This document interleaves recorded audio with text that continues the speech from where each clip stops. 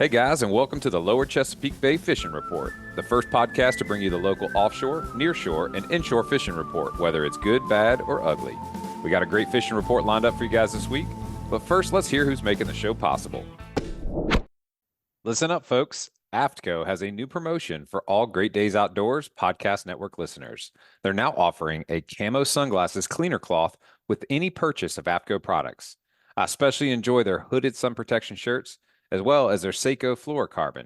All you got to do to get your coupon code is text LCBFR to 779-345-2918. Again, just text the letters LCBFR to 779-345-2918 to get subscribed to our email list, and we'll send you the promo code via email.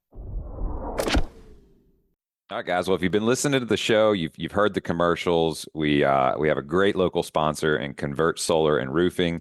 And in today's special segment, we're going to be talking to Noli Diakoulis, who is in charge of all the sales going on over there and knows a whole lot more about solar and roofing than I do. So, Noli, welcome to the show, man. Happy to have you on. How you doing?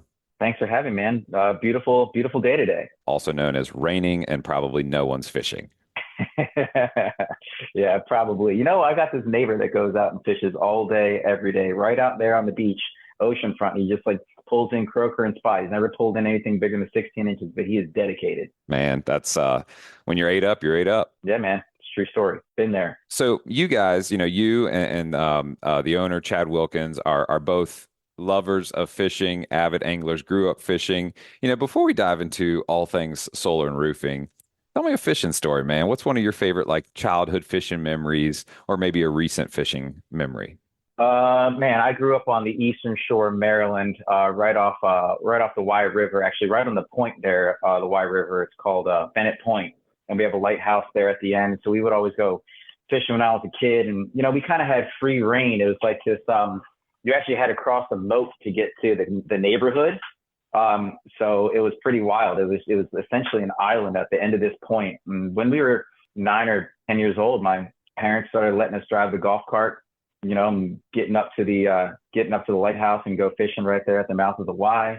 And I remember this one day, we would use bottom rigs and soft crab. And so you might have to blurp that out because that's a really good bait for stripers. So you got to watch out now. But anyway, so we were out there and it was just me, actually not we, it was just me. And we had this dog Hobo and he loved eating perch. So you catch a perch and just he'd eat the perch and you'd use the rest for bait or whatever it is. And but anyway, I was out there and I just got this massive hit. I was probably, 10 or 11 years old, and the rod just bent down, boom, and I didn't know what to do, and I don't know. It took me a while to get it in. It's a fishing story, but anyway, it ended up being 16 pounds and 33 inches. And that was the biggest fish I'd ever caught in my life. And the thing was almost as big as I was when I was 10 or 11 years old. So I drug this thing up the rocks and I brought it back to my house. And my dad was like, what the? Yeah, it was pretty wild. That's awesome. What kind of fish was it? It was rockfish, striper. Yeah. Mm-hmm. Man, that's awesome. And great eating too. And I know you guys are, one of the things we talked about when we discussed, partnership. You guys work in the solar and roofing industry, which obviously has a lot to do with sustainability in terms of our natural resources. And you guys also care a lot about sustainability with fishing. So, I want to dive into who is Convert Solar and Roofing.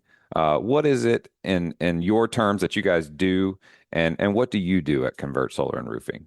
Well, the quick one is what I do is I basically oversee all of sales. So we have a lot of sales teams across the state.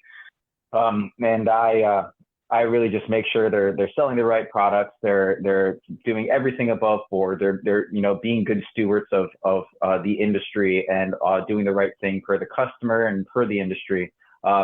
And making sure we have all the proper products and stuff available for our customers. I partner with Chad on the operations side, and we take everything and we hand it over to his team. And so we try to make their life easy, which they probably try to say that we try to make their life hard being in sales, as everybody knows who's in sales or operations. There's always the constant. But Convert, Chad started Convert back about 12 years ago. When I joined about 5.5 or so years ago, And, it was just a chance meeting Chad and I had. I was living up on the Eastern Shore, and I wanted to come down to Virginia Beach because my wife is from here. And Chad and I actually just got started talking about fishing. That's really how we made the connection. Wow, that's cool. Yeah, it was pretty. It was great. We met at Lynnhaven Coffee, and we just started talking about fishing, and then kind of got on the solar, and why he got into the industry and why I got into the industry is the same. And we call it benefits beyond the bottom line, right? Because everybody knows that solar creates energy, and it's better than, say, a coal-fired power plant or whatever it is. But in reality, there's so many different benefits. For me, the environmental benefits is kind of the big thing, because I grew up on the bay. I grew up sailing, grew up fishing, grew up boating, grew up surfing. You see the changes, and you want to see if you can make that tiny impact in your life, right? So that's really why we started it, and it's evolved over time to be a couple projects a month to now hundreds of projects a month throughout the state. And so we're trying to spread the impact as far and wide as we can within Virginia, especially in Tidewater. Man, that's really cool to hear, and really love that you and Chad met over fishing.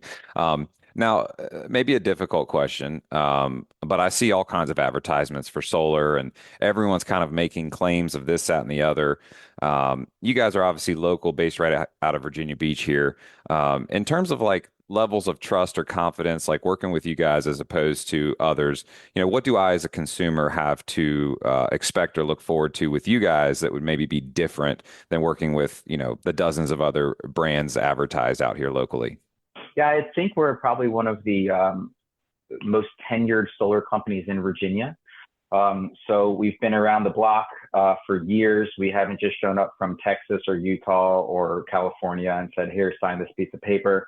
That doesn't know the market. We've actually gone out. We've trained the inspectors. We've trained the permit departments. Chad put in a ton of his lifetime into talking to the public schools that we've now installed on, private schools, churches, just spreading the word as much as possible.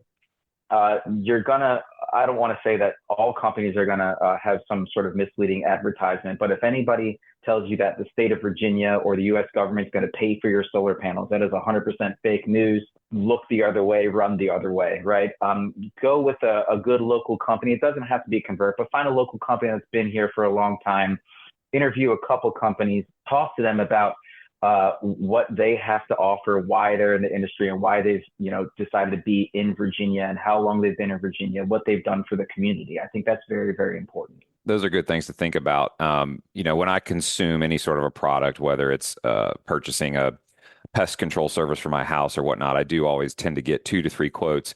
But at the end of the day, I kind of want to find some point of relevance or connection with the person I'm doing business with to get an idea of whether, I can trust them or not. So it sounds like you guys have been around for a while. I've known Chad personally for a long, long time, and I know he's really passionate about what he does. And you guys, every time I've encountered you guys, there's just an excitement for the product and the service that you all do. So if I'm a new homeowner or an existing homeowner and I'm going to consider, solar, I know a roof is a critical component to that in terms of we're going to be installing these things on top of my existing roof. What's my time frame for my roof age where I should consider replacing my roof first before adding solar? So I'd say, I actually did this in personal experience. I moved into a house in 2019 that had a 15-year-old roof, and I put solar on it anyway because, we work for the solar company, just go ahead and throw it up there. Well, in reality, I had to get a new roof this past year. So about 4 or 5 years later, new roof, right? So really 15 years old or more is when you're going to want to look at a new roof. And it's not really because I didn't get any roof leaks or anything like that. I mean, we barely get any roof leaks. I think that's a big myth with solar is that if you put, solar penetrations in your roof that it will leak. But in reality, you have thousands of holes already in your roof from the shingles that you have. And those aren't flashed either. So yeah, our solar penetrations are really heavily flashed, and it's very rare. But what I did is I was like, I just needed a new roof. It was just getting old. So, around 15 years old, to answer your question, or more, is when you're really going to want to look at it. And Convert Solar, and what we'll do is we'll go out there and give your solar presentation. Our entire team is trained to look at a roof. And we're not out there to really, sell you something you don't need. But if you need a new roof and you're going to go solar, you should probably get the new roof before you go solar. That makes a lot of sense. And then let's say I've got that roof that's maybe 8 to 10 years old, but then I know I'm going to have to replace it. And I'm thinking about that, schedule of, okay, if I do solar on a 10-year-old roof, what's my lifespan expectancy for that solar? And when I do need a new roof, what does that process look like for removing solar and then reinstalling solar? Yeah, so the lifespan of solar is actually around 20 to 30 years. I mean, really all it is glass and aluminum, right? So it's a pretty simple product when you really get down to the nuts and bolts of it. Of course, it's making energy, but really, if you have an 8 to 10 year old roof and you're looking to get solar or that roof is still young enough that it's going to actually get protected by the solar panels, right? From the sun shining down on top of the roof. So the roof is actually going to get more protected than, say, that 15-year-old roof, which already has been beaten by the sun. But the end game there, say in 20 years, whenever you need a new roof, it's pretty simple. We actually have it in our solar agreements that we'll come and take the panels down at a specific set price.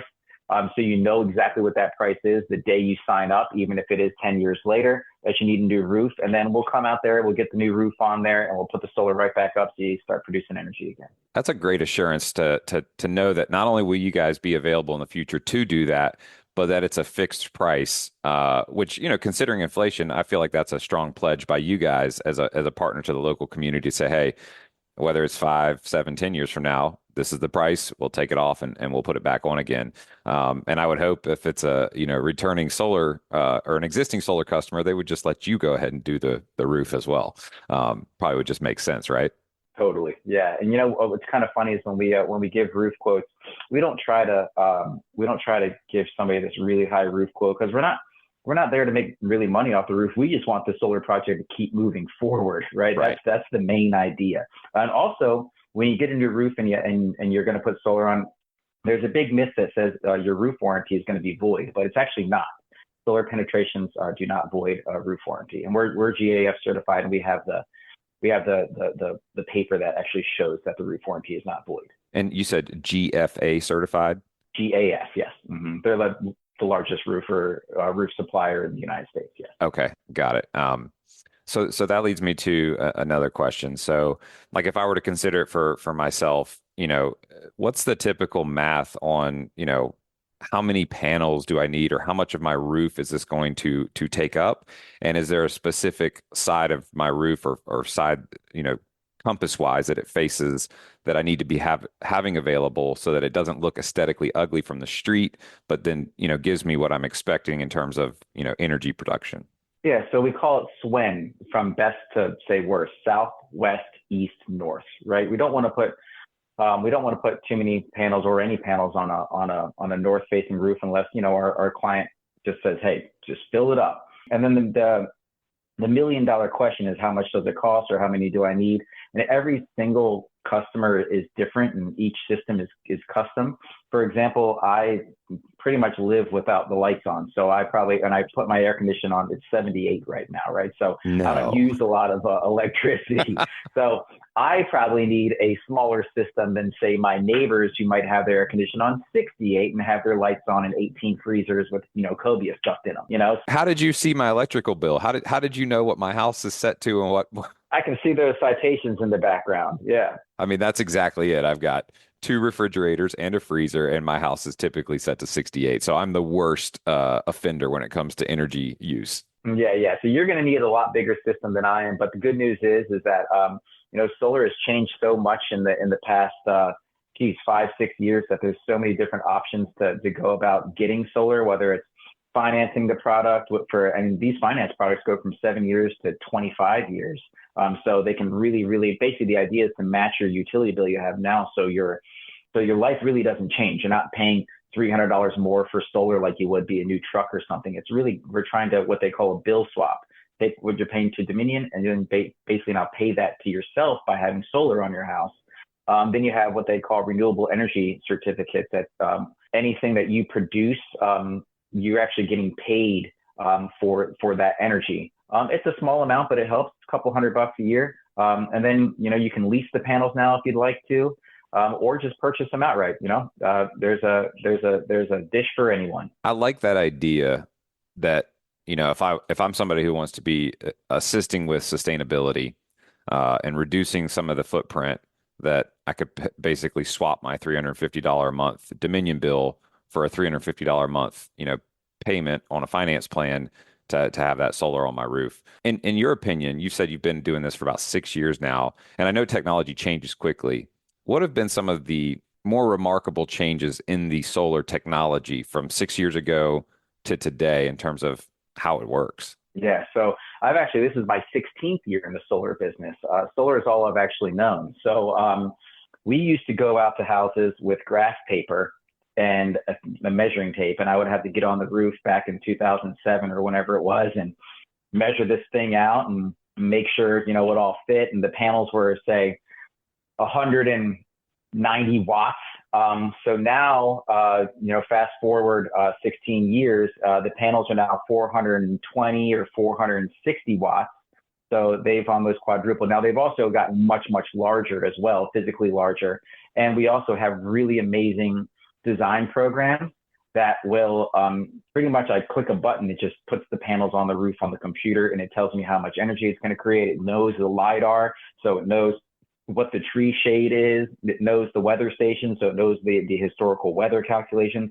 I mean, man, it has made our life much, much easier rather than getting out there sweating on a roof and, being a salesperson almost, tripping off a roof. So it helps. Yeah, I mean, 16 years of walking roofs and you're still here with all your limbs and fully, upright and walking. That's a miracle in and of itself.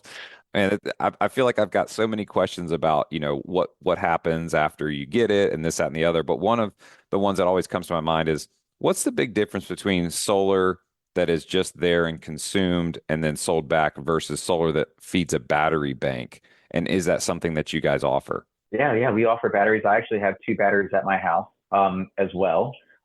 So I did it, one, to be protected from power outages and or hurricanes or nor'easters that tend to knock the power out here on the north end sometimes, with the power lines just being right there in the wind. But so the big difference between that is really there is no difference. So you're actually going to be using the grid with what they call net metering.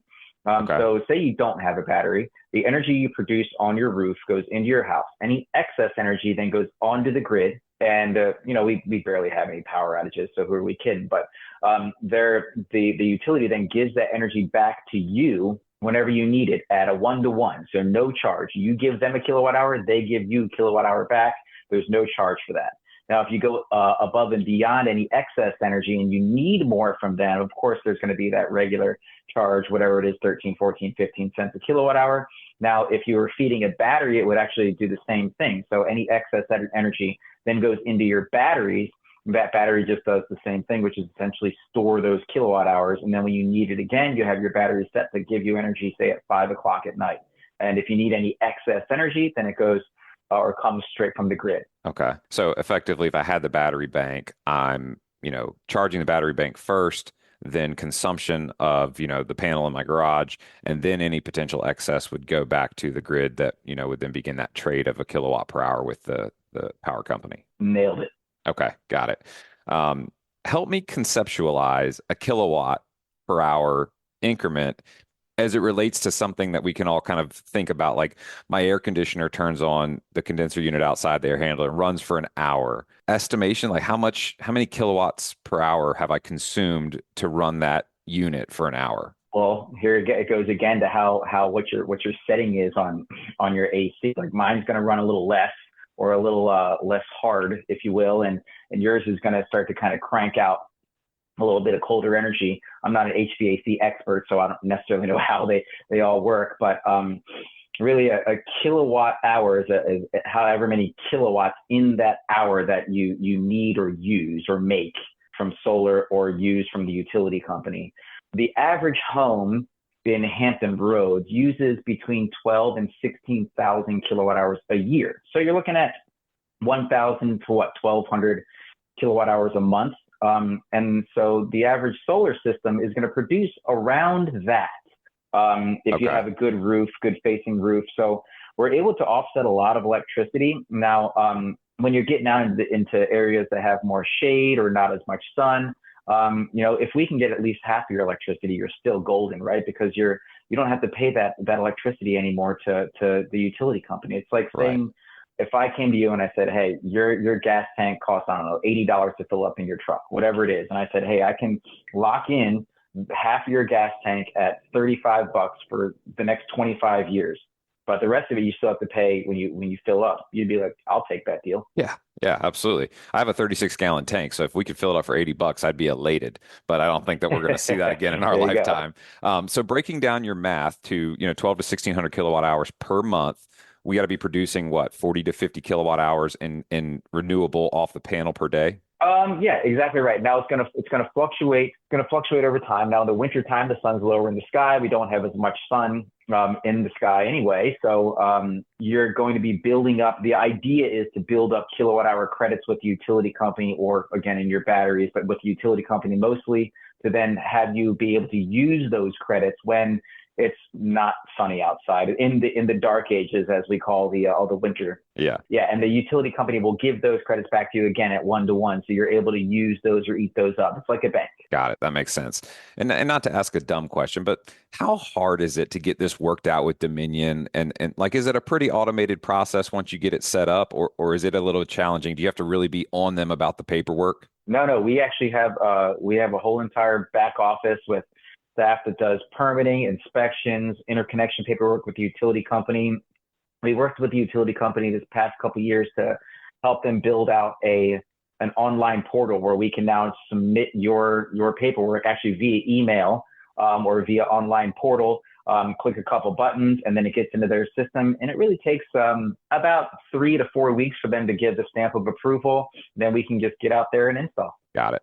And one of my last couple questions is, has inflation from a manufacturing perspective, has it had an impact on price of solar in general, or has it maintained somewhat of a level playing field? Not so much on the manufacturing side. Of course, during COVID and still prices, have risen, contrary to popular belief on what you read on the internet.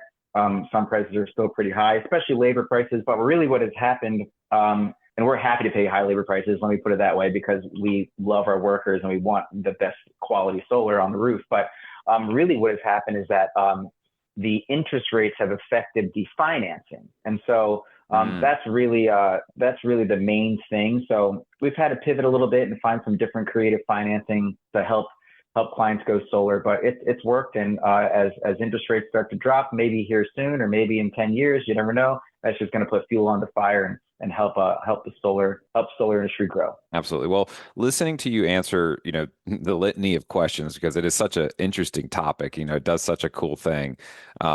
We've mentioned a lot of pros, and I'm just curious, just putting on my kind of critical thinking hat, are there any obvious cons to solar that anyone thinking about it should be aware of before getting, excited and ready to spend money on it? Yeah, look, I think that you always got to go into something with your eyes wide open. And if you're not going to be in your house for, say, more than 3 to 5 years, and you plan on, moving to Tahiti or whatever, look, don't get solar. But if you plan on being there for more than 5 years, I think it's a fantastic idea to do. You're really going to get protection, predictability from the utility company, or away from the utility company, I should say, with putting solar on your house. And I've actually recently sold a few houses that we've had in Maryland that we lived in, that we had solar, and the prospective buyers, or the people that bought them, were pretty amped on having solar on the house and not having that huge, basically the largest cost other than your mortgage is your electricity bill. And they didn't have a huge electricity bill. They're walking into a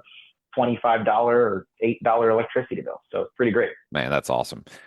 If folks that are listening, if this has sparked, some curiosity, maybe they've never even considered solar, or they're in the process of considering solar, and they want to talk to a local, trusted advisor like yourself, who also shares a similar passion for fishing and sustainability, what's going to be the best way for folks to contact you and get that conversation started? So there's a lot of people out there this summer knocking doors from all over the place. And so if somebody knocks on your door, or if you already have interest in solar, please look at other, local solar companies. Give us a call, 757-44-SOLAR. easy phone number, right? 757-44 solar. Or we can go onto our website, which is convert-solar.com, and then convertroofing.com as well. But yeah, we'd love to chat with you, educate you. Look, solar, like we said, isn't for everybody, but it's always great to have the conversation. Yeah, absolutely. And can we find you guys on social media anywhere? Yeah, Convert Solar at Convert Solar. We have a Facebook page. Look us up on Google. I think we have over 500 five-star reviews on Google. So read those. And those are some fantastic testimonials from customers to make everybody feel a little more comfortable in what they're doing. And we also have references, and I'm sure your neighbors and your schools and churches around here in Tidewater have gone solar with us too. So Awesome. pretty great. So we'd love to have a conversation. Yeah, man, we'll drop all of those links to the website, the phone number, the socials. We'll put all that in the show notes. Noli, I've really enjoyed the conversation. I feel like I've learned a lot about solar and roofing that I didn't know. I feel like a more educated consumer if and when I dive into some solar, which I'm actually thinking about. But switching back to fishing for a second before we wrap up, if you could go anywhere in the world and fish for any species, what would it be? So this is kind of probably off the wall here, but on Oahu, there's a really good bone fishery. And I have friends that go out on the flats out there on the east side or even on the south shore. They go fly fishing. When I lived out there, I never even knew it. And so I would love to do that. Or if you know anybody that knows anything about that secret tarpon fishery up on the eastern shore, let me know. I can tell you two things to answer that dream. The first one, you'll have to go back a couple episodes and listen to Ty Griffith with Seven Fly Seven talk about fly fishing, bonefish in Hawaii. He's an avid fly fisherman, and he has one of his offices is there, and he does that I think 2 or 3 times a year or more, and he raves about it.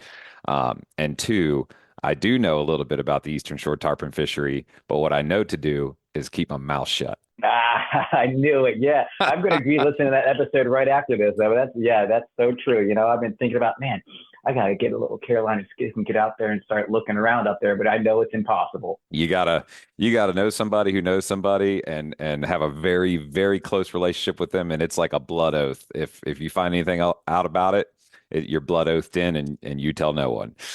So Fight Club. Yep. Yep, absolutely. Well, man, I can't thank you again enough. Guys, check out Convert Solar and Roofing for your solar needs and your roofing needs. Talk to Noli and his team. They're going to take very good care of you. Folks, that's going to wrap up this special segment, talking to our sponsor. Y'all, let's take a quick break, and we'll be right back. Hilton's Offshore Charts. The days of heading out and blindly looking for good fishing areas are pretty much over. Don't waste time and money on fuel searching for fish. You need the most recent, highest resolution images to not only know where to go, but where not to go. The knowledge provided by today's technology is critical when planning an offshore fishing trip. So make the choice that professional captains all over the East Coast make and choose Hilton's Real-Time Navigator. The easy-to-use interface and excellent customer service will have you on the fish every time you go. Check them out at hiltonsoffshore.com. That's hiltonsoffshore.com. All right, guys. Well, we're going to start off this episode jumping into, we're going to call it an offshore, nearshore report. But from what I've been hearing, word on the street, it ain't been too hot. We're going to welcome back a friend of the show, Captain Zach Castro with Not Tugging. Captain Zach, how we doing, brother?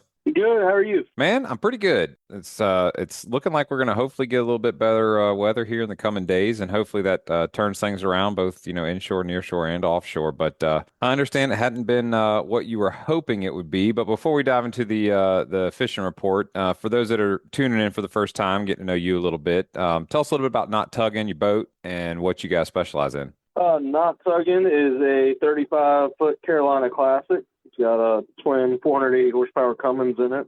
We primarily try to target offshore tuna, mahi, marlin, wahoo. Tuna is definitely our go-to if they show up. But we do everything from inshore to offshore to wreck fishing. Beautiful. Yeah, she's a big old sturdy boat. Looks like she's got nice amenities aboard, so you can have a comfortable time out there. Right now, you're actually you're not in Virginia Beach. Where are you right now? I am up in New York coming down the Hudson River pushing a barge on a tugboat. Man, that's so cool. And for those that have not heard the previous episode, not tugging is the name of the boat because when he's not tugging, meaning being a captain of a tugboat up on the Hudson in New York, he is down here KNOT, not tugging, but tugging on some fish. So, what happened the last couple of days, man? It's always sad to hear a ugly fishing report, but what's been going on? We've been making the best of it. We've made it out 3 times. We did have one offshore charter a week and a half ago, I guess now. The weather report was calling for it to be decent. Got out, and it was far from decent. Beat our way out there, and wasn't much going on the troll.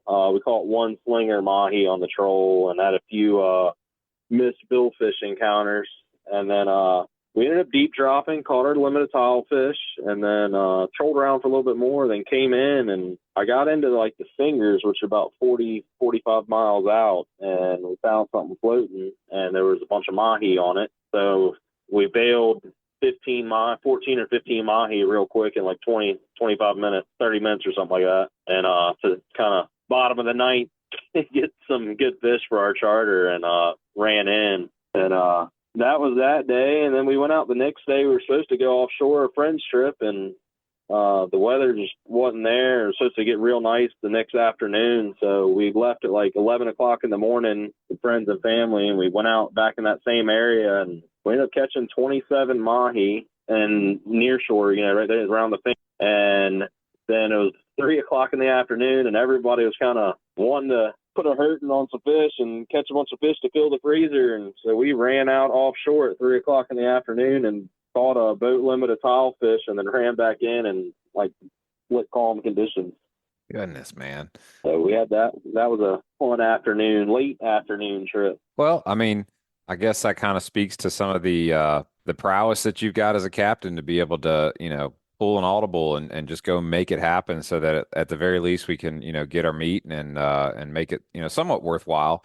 You mentioned a couple of the times where the weather didn't pan out like it was supposed to. I'm curious, I know we all have our different weather apps, but what's your preferred weather app and how far off from the prediction was it? So far, I don't feel like any of them are ever accurate. I use multiple different ones. I use windy, fish weather, and buoy weather are kind of like my 3 go-tos. And I take whatever forecast they come up with for the day, and I try to see what's going on and been going on the days before and what they're forecasting, and try to kind of interpret my own forecast. But I use all 3 of them. If one says it's going to be really good and the others all say it's going to be bad, kind of go lean more towards the bad side of it, of what it's going to be, but it might be a little bit better than the worst ones are saying.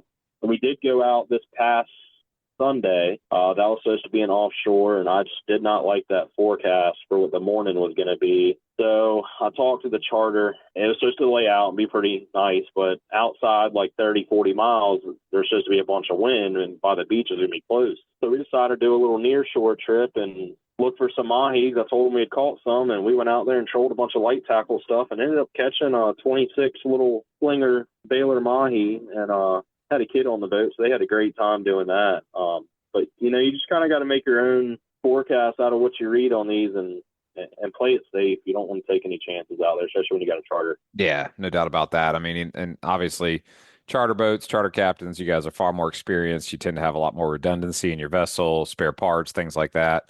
And you guys play it safe, even more so, a word of warning to recreational fishermen who don't get out there that often and maybe aren't as on top of their game, with their boats and whatnot, definitely be mindful of that.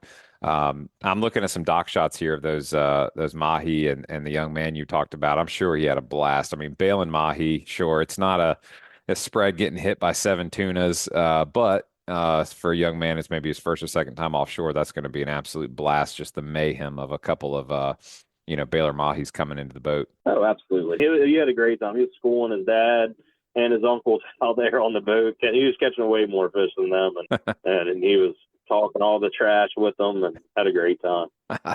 That's what it's all about at the end of the day. I think I was talking to one of the other captains in a future report and tell the little story about some fun competition between father and daughter.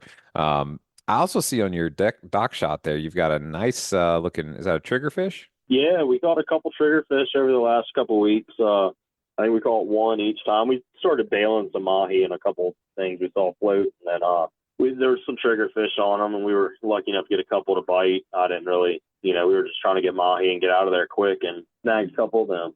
Well, I was going to comment on your weather forecast. That makes a lot of sense to kind of triangulate between the three because we don't know what each independent organization has as far as their data sources and how they're putting it together. So it's like if each entity, whether it's buoy weather, fish weather, or windy, has their own independent, we'll just call them analysts or whatever. By having all three of those apps and then kind of triangulating them, you're kind of getting a shared mindset of all of them combined and coming up, like you said, with your own weather. And they can sit in an office and tabulate all they want, but for somebody like yourself that's out there all the time and sees how those weather patterns do change and adjust, it sounds like you've got probably might have it a little even more dialed in than those guys sitting behind the computer screens at times because you're in it, you see it, you feel it. So just kind of talk me through some of those tile fish. You get out there, you said you jumped out in the afternoon and went and snagged a couple. What is that like? I mean, how far out did you have to run to get to the grounds where you could snag a couple of those blue lines? We were, I think we were like 65 miles out for those ones. I'd went to a spot. I've had this spot. I only fish it like once or twice a year. One of those spots, I've had it for 9 years. So you go every, a couple times. That way you don't beat it up and deplete that little hole there. But you need to get around 45 is the shallowest I've personally caught them. I have heard of them into like 40 fathoms, 250 foot of water, but 300 foot is like that sweet spot where you catch your blue line. And you can catch them a little deeper, a little shallower. And, the deeper you go, you get some muddy bottom out, and 500, 600, 700 foot, you can get into the golden tiles. They like a muddy bottom where the blue lines, I've learned they more like, I feel like a rocky bottom that hold, crustaceans. That's what they eat is crabs mostly. And, so you get out anywhere in that 50,000, 300 foot mark and troll around. You drift anywhere, you'll end up coming across some blue lines and you'll catch them. But I try to not fish unless I see a mark on the bottom, like a bluish haze right off the bottom, but touching the bottom. And if you see that, mark it, go back. Chances are it's tile fish. And if you mark them like that, you can usually catch them pretty good and pretty quick. Yeah, that was going to be my question. I'm not well versed, with my electronics, but if I'm looking at whether it's, clear view or traditional type of, scan down there, how am I interpreting or getting the idea that I'm over a, rocky bottom versus a muddy bottom? Like, is it real obvious or do I really need to like spend some time out there and look at it? It really is the best that I ever give anybody because every machine can be a little bit different on how well it shows. Spend time, drop a real heavy weight. If that weight gets stuck in the mud, you're in a muddy bottom. If it bounces and you can just bounce it after it hit bottom real hard, you're in a hard bottom, rocky bottom. But if you're looking at your machine, if you're looking at the bottom on your bottom machine, it has, usually red down there. And sometimes it's a thin red line, sometimes it's a real thick red line. The thin line is a hard surface. It's a quick bounce back. And if it's a real thick red line down there, that's usually mud because it's the best way I guess can explain it. Your sonar's penetrating into the mud a little bit, so it reads a little further down into that structure bottom, Yeah. It sounds like it's subtle, but like once you start, keying in on that, and then great tip on just, grab an 8-10 ounce sinker and drop it down there and see what you get. Oh, when I get crazy. When I'm looking, I'll throw like a 48 ounce inline weight and see what really happens. If they get stuck, then you're in the right spot for a gold. Yeah. Well, I mean, I wouldn't want to get a 48 ounce weight stuck. Because I mean, gosh, today's inflation market, there's your that's $1,000 bill. No, I'm just kidding, but probably, No, I mean, it's expensive. Yeah, that's not cheap. That's good to know. And then in terms of like, current tide, I know last week talking with Captain Jake Bolts, a week before, how the currents out there maybe aren't as swift or strong as what we experience on these flushes in and out of the bay. But out there, do I need to pay too much attention to current tide for those blue lines, or is it pretty much more just about getting into the right area and getting on the right bottom with the right bait? So for them, it's being in the right area. I don't feel like your current tides affect the bite so much, except for, so there are times you'll get a real fast current out there, and it's hard to hold your spot. And that's where your problem with currents, I feel like, is affected by your blue line or your deep drop fishing out there. because you can't hold a spot. You can't even hold your weight down there. I mean, I'll put, we'll run the electrics and we'll run 3 to 5 pounds of lead on one rig just to hold bottom if you're in real bad current. Wow. And it gets to be a bit much. And so when you're holding that kind of lead, most anglers aren't going to hand crank that. No. I always try to keep my stern into the current. I keep trying to back into it and try to keep up with the weights and the lines. That way they're straight up and down. And it does make it a little more doable with the lighter weight. But when you got a real strong current, you can't just drift across an area real well. Yeah, because if you're using that kind of weight and then drifting, I'm imagining we're going to just constantly lose tackle, especially if we're on a hard bottom, right? You can, yeah. Sometimes you hit the structure. I mean, not a whole lot of structure out there. If you mark that, you really need to fish that area. It's a good area for some wreck fish or grouper, but you can lose tackle for sure. But the biggest thing is you just don't hold bottom, and you can't it's hard to get a bite out of it. So you just got to work it a little harder, and it makes it difficult when you got a bunch of current. And then, your bait setup, what's your preferred bait to use for those blue lines? And then, my tackle there at the end, what size hook and leader are we going to have on board? So I try to use circle hooks because once you start getting real deep water, the effectiveness of you ripping up and bill dancing a rod is yeah, not as effective. So setting a hook on a J hook is a little harder. So I just try to tell people, look, when you get a bite, just lift your rod up and start cranking. Mm-hmm. I use for blue lines, I usually use about a 6/0, maybe a 7/0 circle hook, and then for my goldens, I'll go up to a 9 or a 10/0 circle hook. Okay. And you're using a real big bait. And I'll sometimes get like 200-pound mono, rigs for the golden, because I run usually 2 or 3 hook rigs for all my stuff. And then the blue lines, I'll run, just like 100-pound, whatever I got there, and make up, 2 or 3 hook rigs and throw that out. And if you want to get into some rosies, black-bellied rose fish, you're in 600 foot of water or so, and I'll do like a 5 or 6 hook rig with a big weight on it, up to 6/0 hooks and purple hooks, and you can go fill that thing all the way up with 5 or 6 rosies at a time. Oh wow! And this might be a dumb question, but I'm looking at the dock shot of the blue line tiles, and if I had to guess, I'd say some of the larger ones look like they might be pushing 8 to 10 pounds, but most of them look like they're in the 4 to 6 pound range. Why the 100-pound leader for such a small fish? So you can get into the one picture that has the most of them at nighttime. We had tile fish to 15 pounds. Okay. And if you hook 3, I used to have a spot in the Norfolk Canyon where I could go at any given time and catch. Most of my fish were over 9 or 10 pounds that we would catch. Wow. And if you catch 3 15-pounders on one rig, you got 3 15-pound fish that fight really good going all different directions. You want a little beefier line. For the smaller blue lines that we're catching, you don't need them. Got it. So that's your main line down there. Excuse me. The main leader coming off your main line is that 100-pound mono, and then you've got your hooks coming off of that. And so that's why that main line has to be 100 pounds, because you could potentially have that, 45, 60 pounds of total weight pulling in those different directions. Yeah, so your bottom rig, you got from your loop for where it goes to your main line on your rod to where your weight is, everything in that area is 100 pound. And then I use 65-pound braid as my main line. I just use a little shot of 80 or 100 pound little shot of mono for shock going to my snap swivel to the bottom rig, which is all 100 pounds. Got it. It's just to try to help, the fish fight in different directions so they don't rip that one rig apart. Mm-hmm. So the actual rig itself is durable. That makes sense. And it's got that backbone for whatever happens. And even if there's a potential for, a brush up with a piece of, debris or whatnot, it's not going to, end your experience there with those 3 fish hooked up over something, silly or simple. It's going to be able to hold up. Well, I know, from previous times talking to you that, targeting blue lines and small mahi is something you're obviously willing to do, but it is not necessarily what you want to be targeting. I know your favorite thing is to target tunas. So looking ahead into the future and the forecast, I know you're going to be up there on the actual tug for a little while and then coming back.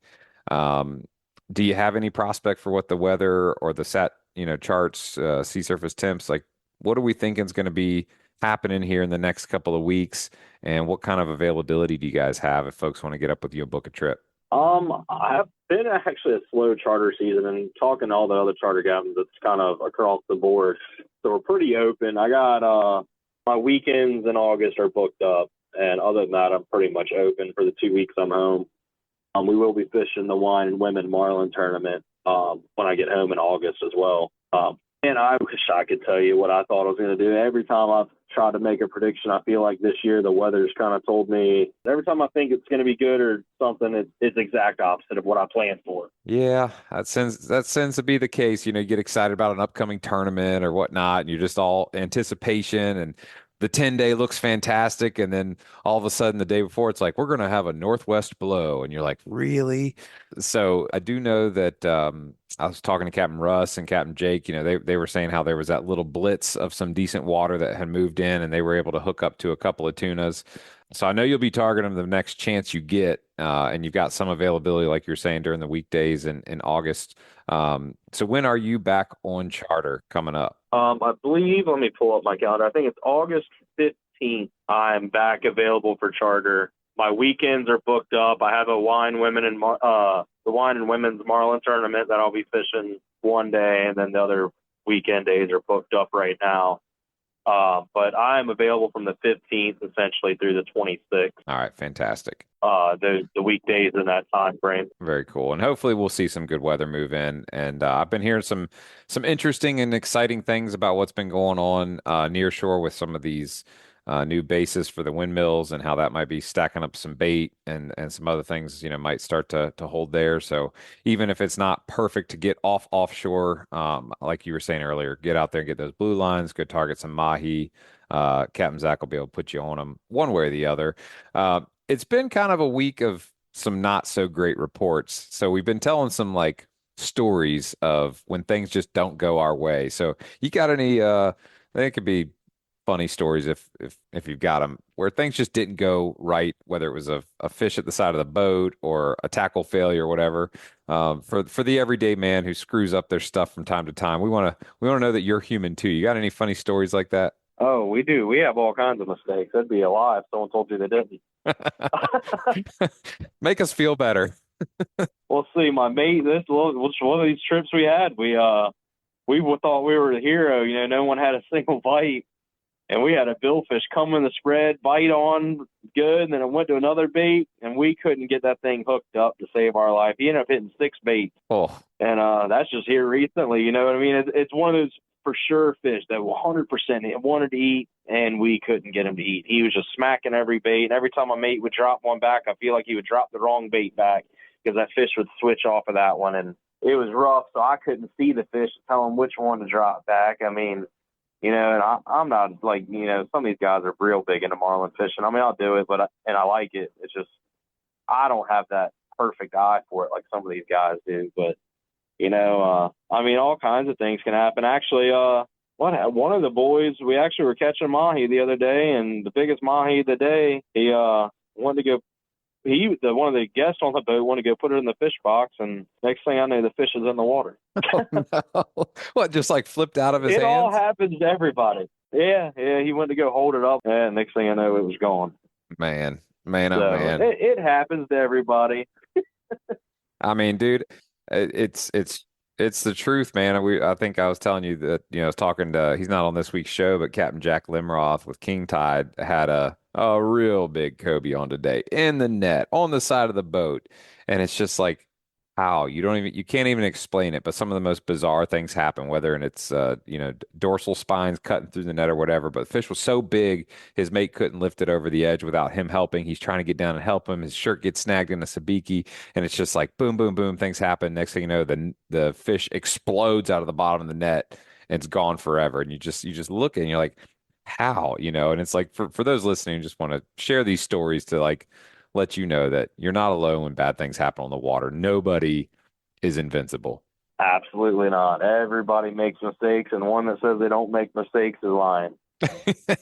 That's the truth. That's the only way I can tell you, because that is 100% the truth. Yeah, if you're not making mistakes, you're not learning anyway. Took the words out of my mouth. Yep. But no, I've lost 250-pound big eyes 10 feet, 15 feet from the boat. I had back on my old boat, I had a buddy of mine driving, for me. He was steering the boat. We were fighting the fish, and one of the guys he had the rod in the rod holder. He couldn't fight it. His back was hurting him, whatever his excuse was. I don't remember. But anyway, I told him, buddy, I said, turn, turn, turn. And he didn't turn fast enough. And I'm staring at this fish. It was a giant big eye. And I watched that leader touch the side of the boat, and the fish just drifted away.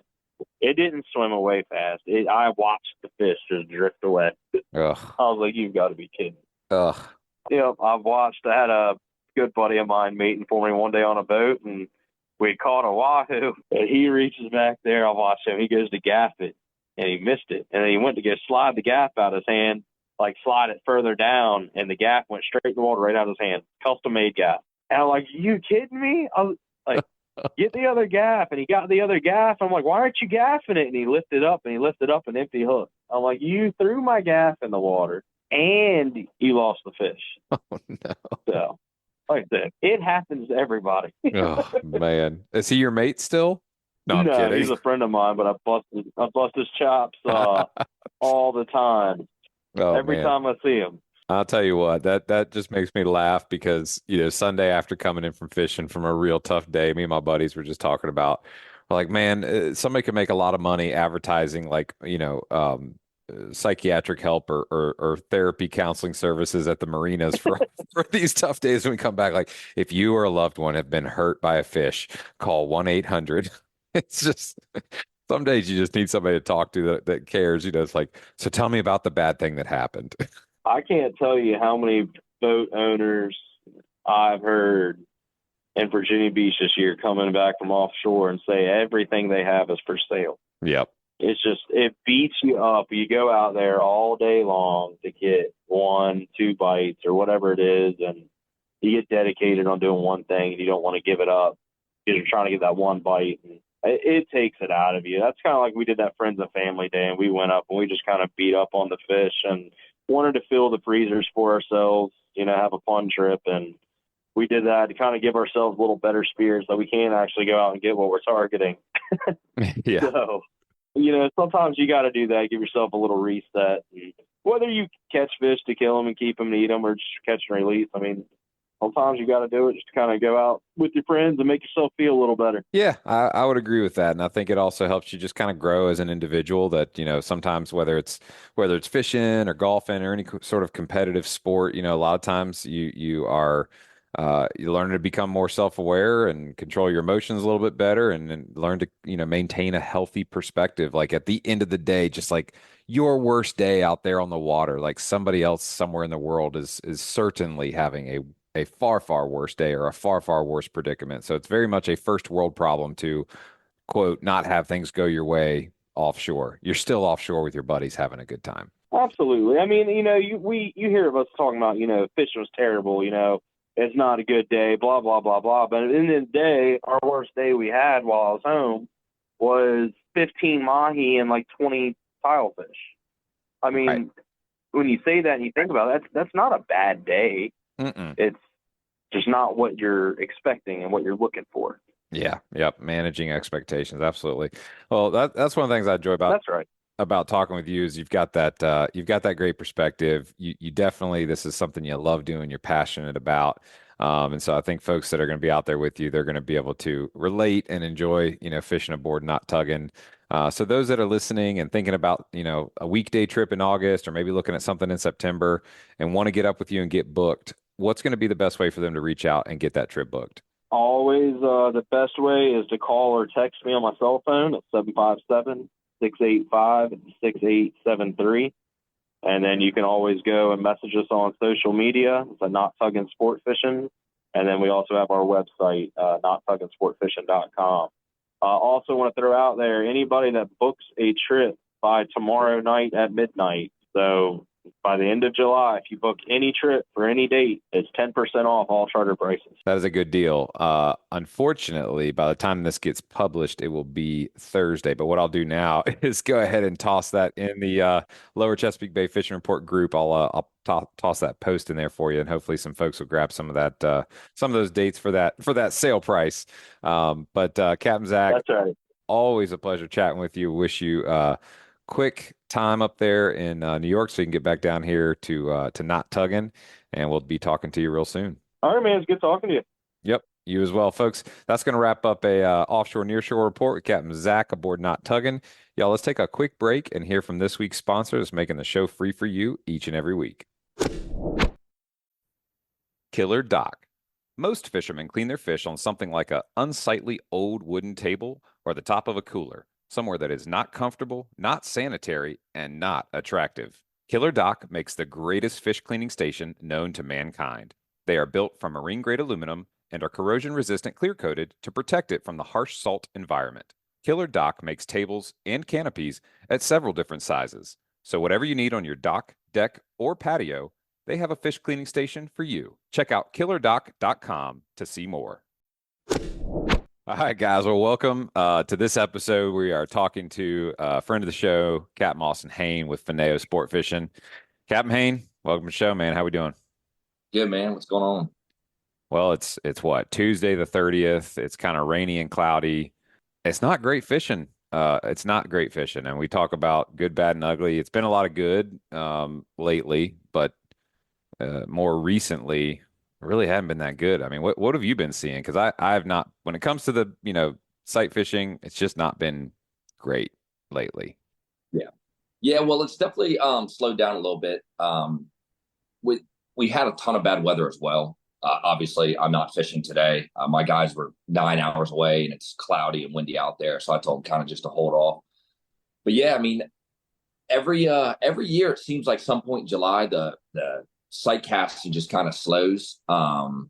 Whether it be mid-July, late July, there's always a time frame in there where it just shuts off. So we started catching these cobias May 8th, and then we burned them up, including the redfish, cobias and reds. We burned them up all the way till it seemed like about July 20th ish. Mm-hmm. We had some huge fronts come in. We had like literally a week and a half of rain, north winds, and our water temperature before that was like 83, 84. It's dropped all the way down. I was marking like 72 this week, and then it got up to 74 yesterday. And it happens every year, and they just kind of slow down. It's not like they're not there. It's just not, we were talking a month ago, we were saying, oh my God, it's the best fishing we've seen ever. Right. And a lot of people are freaking out about it, but it's like, it happens every year. It happens every year. You get about a week or 2 weeks of just, you'll catch some cobias. It's just not as stupid as it was in June, where you literally just didn't really have to try. You just go out there and, you can miss a couple casts. You can have a couple 9-eaters, and it doesn't even hurt because you're going to see another one in 5 minutes. Right. But nowadays it's like every fish, you got to make sure it counts, make sure your baits are good and all that. So it's definitely slowed up a little bit out there. Not to say it's not, you're not going to go kill your 2 fish every day, but it's tougher than it was for sure. Yeah, I mean, I think after Sunday's fishing, the 3 of us on the boat that I was on, we were looking up, local numbers for, therapists to talk to, because we were so miserable. I mean, it was like, how do we go this long without seeing fish? And then it's like Murphy's Law. When you get 20 shots on a day, you virtually mess up none, seemingly. But when you're only going to get those 3 or 4 shots, it's like, how are we messing up like 80% of our shots? Like the dumbest things, like I pull up to throw and you're tip wrapped, or you throw a bait off and you're like, I never do that. And it's just like, why am I so miserable? Why am I so terrible? So look, humanize yourself a little bit for those of us like me, the recreational fisher. Tell me about something that went wrong on a recent trip. Like, help me relate. Am I the only one that screws All up, right. or do the pros screw up too? Now here you go. Now everybody loves eels. All right. So I've got 2 in one day. It was actually Sunday. That was a really tough day. I mean, I don't care who you are and what social media says. That was a tough day for every cobia fisherman out there. My phone was ringing like I was getting calls from people I didn't even talk to. So that day, I didn't see my first cobia until about 11:30. And keep in mind, I left the dock at 9. Like, I mean, slow. And Wow. and I had customers up top with me in the tower. They do cobia fish on their own. They're like, oh, this is just another day for us. I'm like, no, this is bad, boys. I'm like, this is tough. Anyway, so get over there. I'm like, oh my God, look at that. They exist. There's a cobia. First cast, lace it up on them. Beautiful cast. Hook it, pass it downstairs, pull them off, of course. Oh. And then the second fish, throw the eel to it, eats it off the hook, Okay. This was the first mess up of the day. Eats the bait off the hook. Okay. Grab my other rod because I always have two live baits just in case something stupid happens like that. There's an eel ball. Oh, Of course. It's all tangled up in the line. And I just watched the fish just swim off the distance. And then that very day, go another like probably 45 minutes, don't see another cobia. And one of my customers is like, hey man, do you mind slowing the boat down? I got to pee real quick. And I was like, yeah, that's no problem. So I stopped the boat and I'm sitting there neutral. And what do you think happens then? He's off the back of the boat, and I don't have like gunnels in the back. You got to like stand up on a platform, so you can't like drive when they're peeing if they want to stand back there. right. And here comes like a 30-pounder, like 100 yards off the front of my boat, out of casting range, and I'm literally like, "Yo, like, there's a fish up here. You good?" And he's like, Pinch it "Hold on, I'm off." almost done." And I just had to watch this 30-pounder just swim off in the distance. No big deal, whatever. And I'm like, we'll be fine. And then, like you said, just when it's bad fishing, I swear more stuff goes wrong between the peas. Like that was terrible timing. I had like 4 eel balls that day. Oh, I pulled off more fish, and when you're pulling them off on a good day, it's not that big of a deal. right. But we ended up pulling off like 4 cobias that day. And I would have killed for those 4 extra cobias. We did end up catching a couple, but it was brutal, man. Brutal. Yeah. When you finally see a fish after an hour and you pull up an eel ball or something, it's kind of my fault because I probably should be checking my baits more, but I'm so freaking focused on where are these fish at, and staring in the water. I don't even really look at my baits too much. Nope, nope. So pull-offs, man. I mean, we all do them. They're infuriating each and every time they happen. I mean, can we just dive into that for a second? Like, let's just start with the basics. What's the most common reason we pull a fish off? And by that, I mean, like, we visually see a fish eat a bait, or the fish is dove on the bait, and we feel the thunk of it hitting the back of its gullet, and we come tight, we pull, we might get 1 or 2 hook sets, maybe it pulls a little drag, and then pink, we're off. I mean, what's actually happening? Like, how is that happening? It's honestly, I just don't think it's hooked very deep in them. Especially in July, I've noticed this. We call it, so the charter captains, my friends, we call it the hook change of July. You start blaming your hooks, and you're like, Yeah. okay, I'm going to throw this hook because this one's not working, and they all pull off. Yeah. I've noticed in July, especially, I think they're so focused on spawn mode that they're not necessarily trying to eat the bait. I think they're just mouthing the baits. And so I think they're just coming up and kind of just trying to kill it and carry on about their business. And so you're barely hooking them like through the barely on their skin, on their lips. Have you ever noticed like in July you get a lot of outside of the mouth hook sets, and Yep. then in August and September it's like cut the line because the hook is in his stomach. Right. And Right. I believe that they're just not really eating the bait. You'll even see them sometimes. They'll grab like the croaker or something, and they'll hold it in their mouth sideways. And you have to watch and wait for him to actually take that bait into his mouth before you set the hook. Mhm. And I just think they're not even really necessarily eating aggressively right now. It's more of like a kill it and keep going kind of thing. And I think you're just barely hooking them.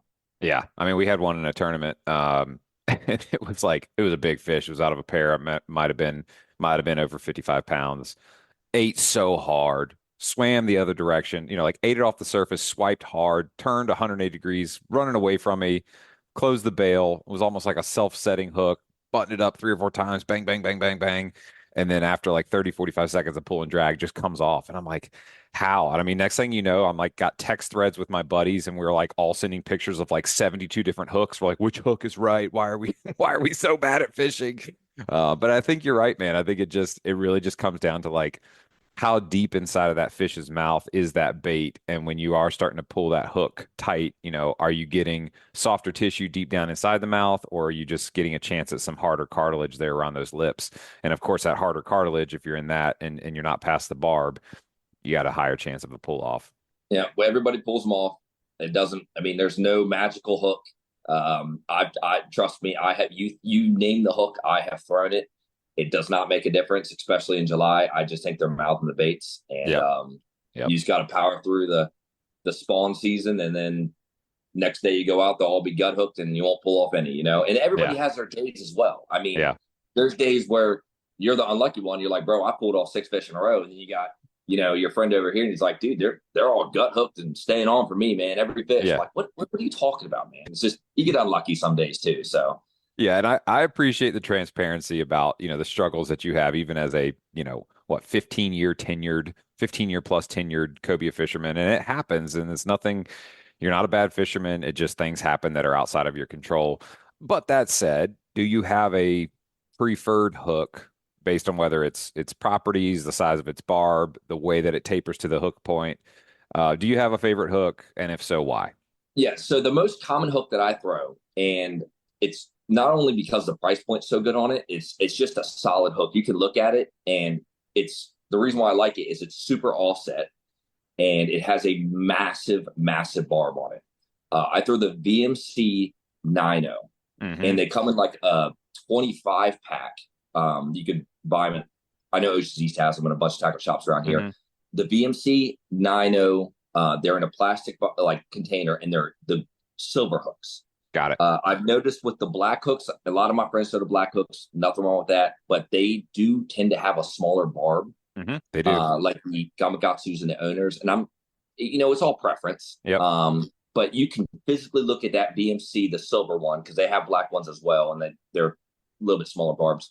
This silver one has a huge barb, and if you look at it straight on, it's so offset that, and it's just comfort too. I've just thrown them for years, and it's just the price point so good for them. I don't know the exact price, but I know they're massively cheaper than other hooks. They are. I think you can get like a 25 pack for like $12 or $15. Whereas if you look at like the 6-pack of the black ones, it's like $6 for 6.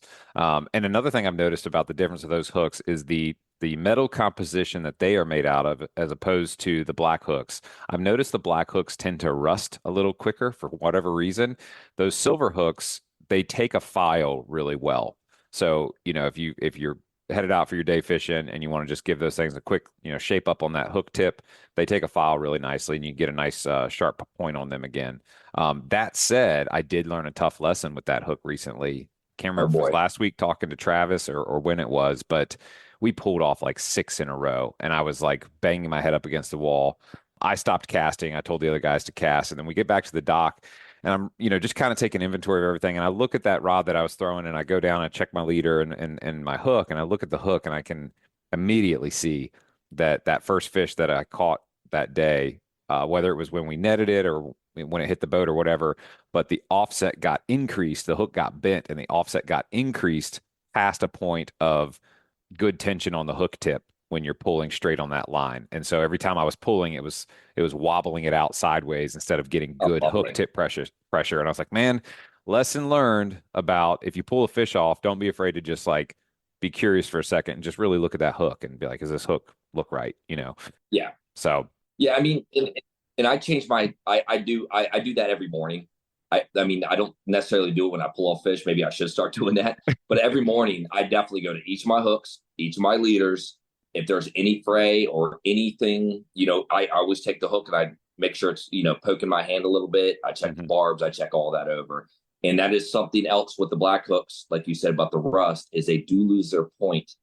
In my opinion, they lose their point a lot. And their barb gets rusty and starts to shallow out as well. So that is another benefit to that hook. Yeah, like going back to like my childhood days as like a Boy Scout, you learn how to like sharpen a knife on a whetstone, and you learn about like a feather edge versus a rounded edge. And the black hooks tend to have more of like that rounded edge up to that actual, hook tip, whereas those gray hooks have more of a feather edge where it's a very steep angle going up to that hook point. So it tends to hold a sharper point longer, and then it's easier to file it back to a sharp hook point. Backing up for a second, for those that are just tuning in and listening to you share for the first time, what kind of boat is it that you run again? I'm on a Pathfinder 24-foot center console. Nice, with the tower. Got a tower on it, all that good stuff. Yep. One thing I love about that boat, especially when I see you out there, is it's so nimble. In fact, Sunday afternoon, I remember we were running from a little bit up the bay, coming back down towards the CY, and you guys were on full plane, probably going cooking like 30, 32 miles an hour. And all of a sudden you guys saw something. I guess was a triple pack or something that y'all saw. It was a single, but yeah, I wish it was a triple pack, but it was one. Yeah, it was a single. Called a triple. Yeah, but I mean, I swear you guys turned that boat around so fast and then immediately came to a stop. I mean, it was just super maneuverable. And then you've got that nice flat platform all the way around for fighting those fish and casting. It's a great boat for the Chesapeake Bay and super stable as well. But, aside from yesterday's doldrums or Sunday's doldrums, have you guys had any good days in the past week? Yeah, I mean, we always it's not like, I'm not saying it's like terrible fishing out there. It's just slower than what it's been. And Sunday was I'm not gonna lie. That was the worst day we've had all year. We did end up catching some drum. We did end up catching some cobias. But it was, you had to really try for it. But like, as for instance, yesterday, the drum have been our saving grace. Mm-hmm. I straight up at the dock told my guys, hey, we fished Sunday. It was really slow for the cobias. I said we did catch them. It was fine. We just really had to work for them. And they only had a 5-hour trip with me.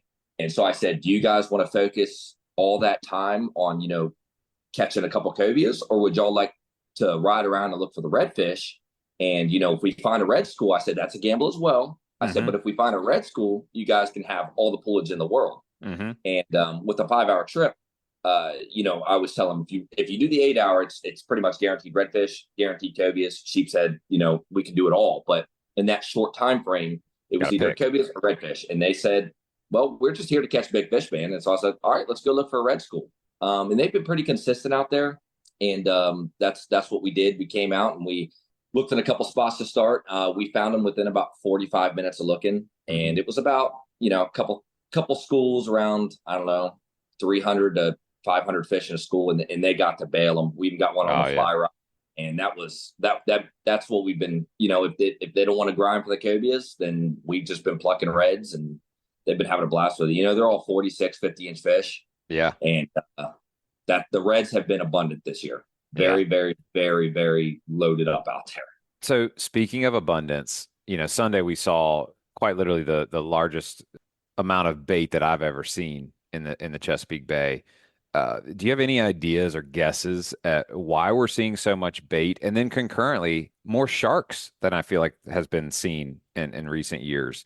Any guesses as to what could be causing that to change in the ecosystem? I just believe that we're just having a very good year in the Bay, because we've seen a lot of rays this year. We've seen more bait, like you just said. I mean, the bait is literally everywhere. And as for the sharks, I just think they're just hanging around all the bait, all that kind of good stuff, mixed in with the rays and the bait and the whatever, just cruising around. I just think the Bay is super healthy this year, and that's why the cobia fishing's been the best it's ever been. That's why I think the redfish are here. I just think the Bay is alive this year, and I don't have a real reason for it besides, we had such great weather for the migration in, as opposed to the last few years. Right. We had south winds, light winds, sunny skies, perfect scenarios for cobia, drum, whatever you want to do on the surface. Perfect scenarios for that all the way up till literally 2 weeks ago. We had beautiful weather every day. And I just think it's a consistent pattern. The water's been clean. We haven't had red tide. We have not seen Omega too bad either, scooping up all the bait. That's a good point. In the Bay. They've been off Cape Henry and stuff like that. But I just think we have a very lively Bay right now, if that makes any sense at all. It does. I think it's probably a couple of compounding factors, like you said, the weather, a little bit of a lack of presence of Omega, seemingly. Maybe they're doing it at night when we don't know. Who knows? But yeah, I can't recall a year recently where we've seen this much Bay. I think at one point on Sunday, we just were in neutral, and I just turned and did like a 360-degree pano video. And it was just bait pod after bait pod after bait pod. No fish in them, because of course, God forbid there be bait and fish. No fish, just all the bait that you could ever imagine. I mean, it was like being at Golden Corral, but there was no plates, so you just couldn't even enjoy it. It's like any day. It's just typical. We get a week in July or 2 weeks in July where they're super weird. They're spawning, whether they're north, down, whatever the case. We're going to go out. It could be tomorrow. It could be the next day. It could be next week. Who knows? You're going to go to that bait, and you're going to be like, oh, here we go again. Here's all the bait. There's no fish. You're going to go out there. Next thing you know, there's going to be 10 cobias in the first bait ball you check. Yeah, it happens every single year.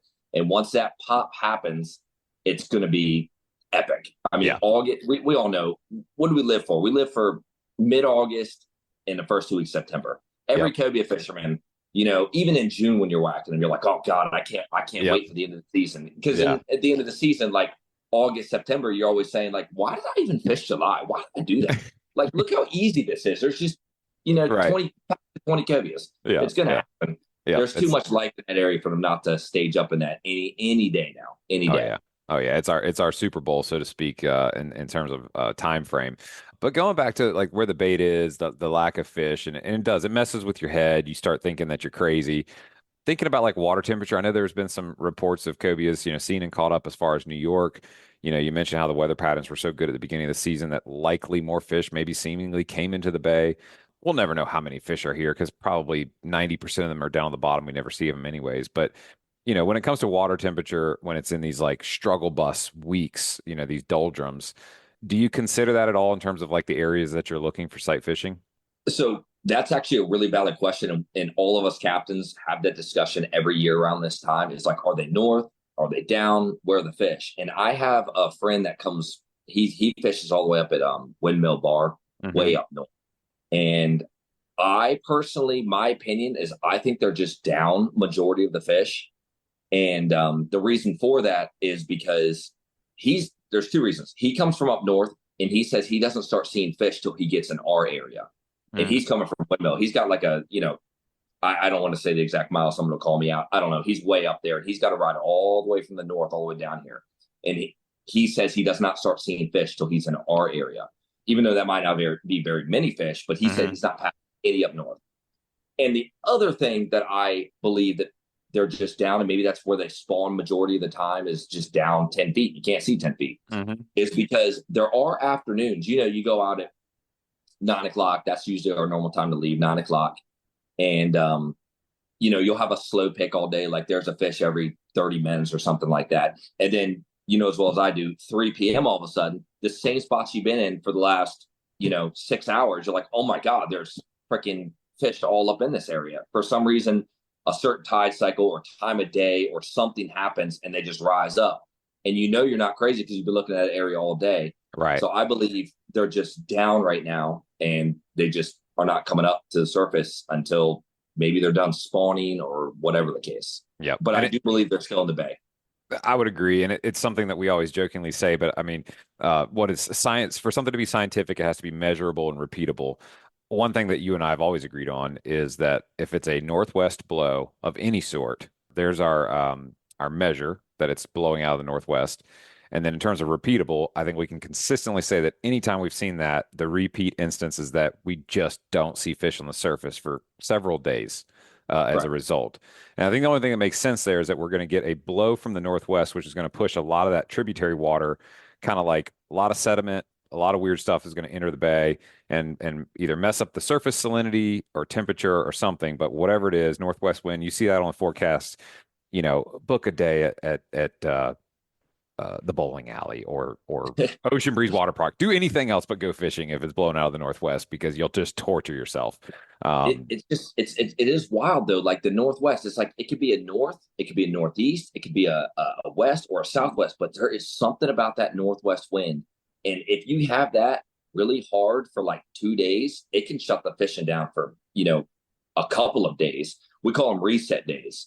Like we all talk about, Doc, like here we freaking go. Is today going to be the reset day? Or how many days is it going to take to reset? That northwest it's a brutal wind in the bay. I don't know why that is, but like you said, it's got to be because it comes from up north and tributary water, all that nasty stuff coming down. Because if it does do it for multiple days, you'll start seeing that grass, that brown water, cools the water temperatures down. And also, it's always rough on that northwest. So that also makes it difficult. So. Oh, yeah. Especially when you get that incoming tide against that northwest, it stacks up and it just gets ugly. Well, thinking about the future, you guys have, plenty of fishable days coming up, through September and into October. If folks are listening and want to get out there on the Pathfinder with you and chase a few things, get a chance to cast, maybe hop up in the tower with you, what's going to be the best way for them to get in touch with Fineo and book a trip? So you can check out our Instagram. That's Instagram, and it's just Fineo Sport Fishing. You can check out our website at www.fineosportfishing.com. We've got our whole calendar on there. You can book online. You can check out all of our pictures and all that stuff on there. And if you want to call me directly, our phone number is 757-530-4009. Awesome, man. And, just a future forecasting question. We've got all this bait here. There's a prized thing that everybody loves to chase in the bay in the fall and the winter. Any opinion on if we're going to have a decent rock fishery this fall and winter? No. No chance. I mean, I know they catch them way up north, but yeah, I just don't see it. I'm going to be brutally honest. Yeah. What's going on with that fishery? When we caught them in the spring pretty decently. But I mean, you got to think about this. All those guys that were bluefin fishing this past winter, why was there not more stripers caught? Yeah. Yep.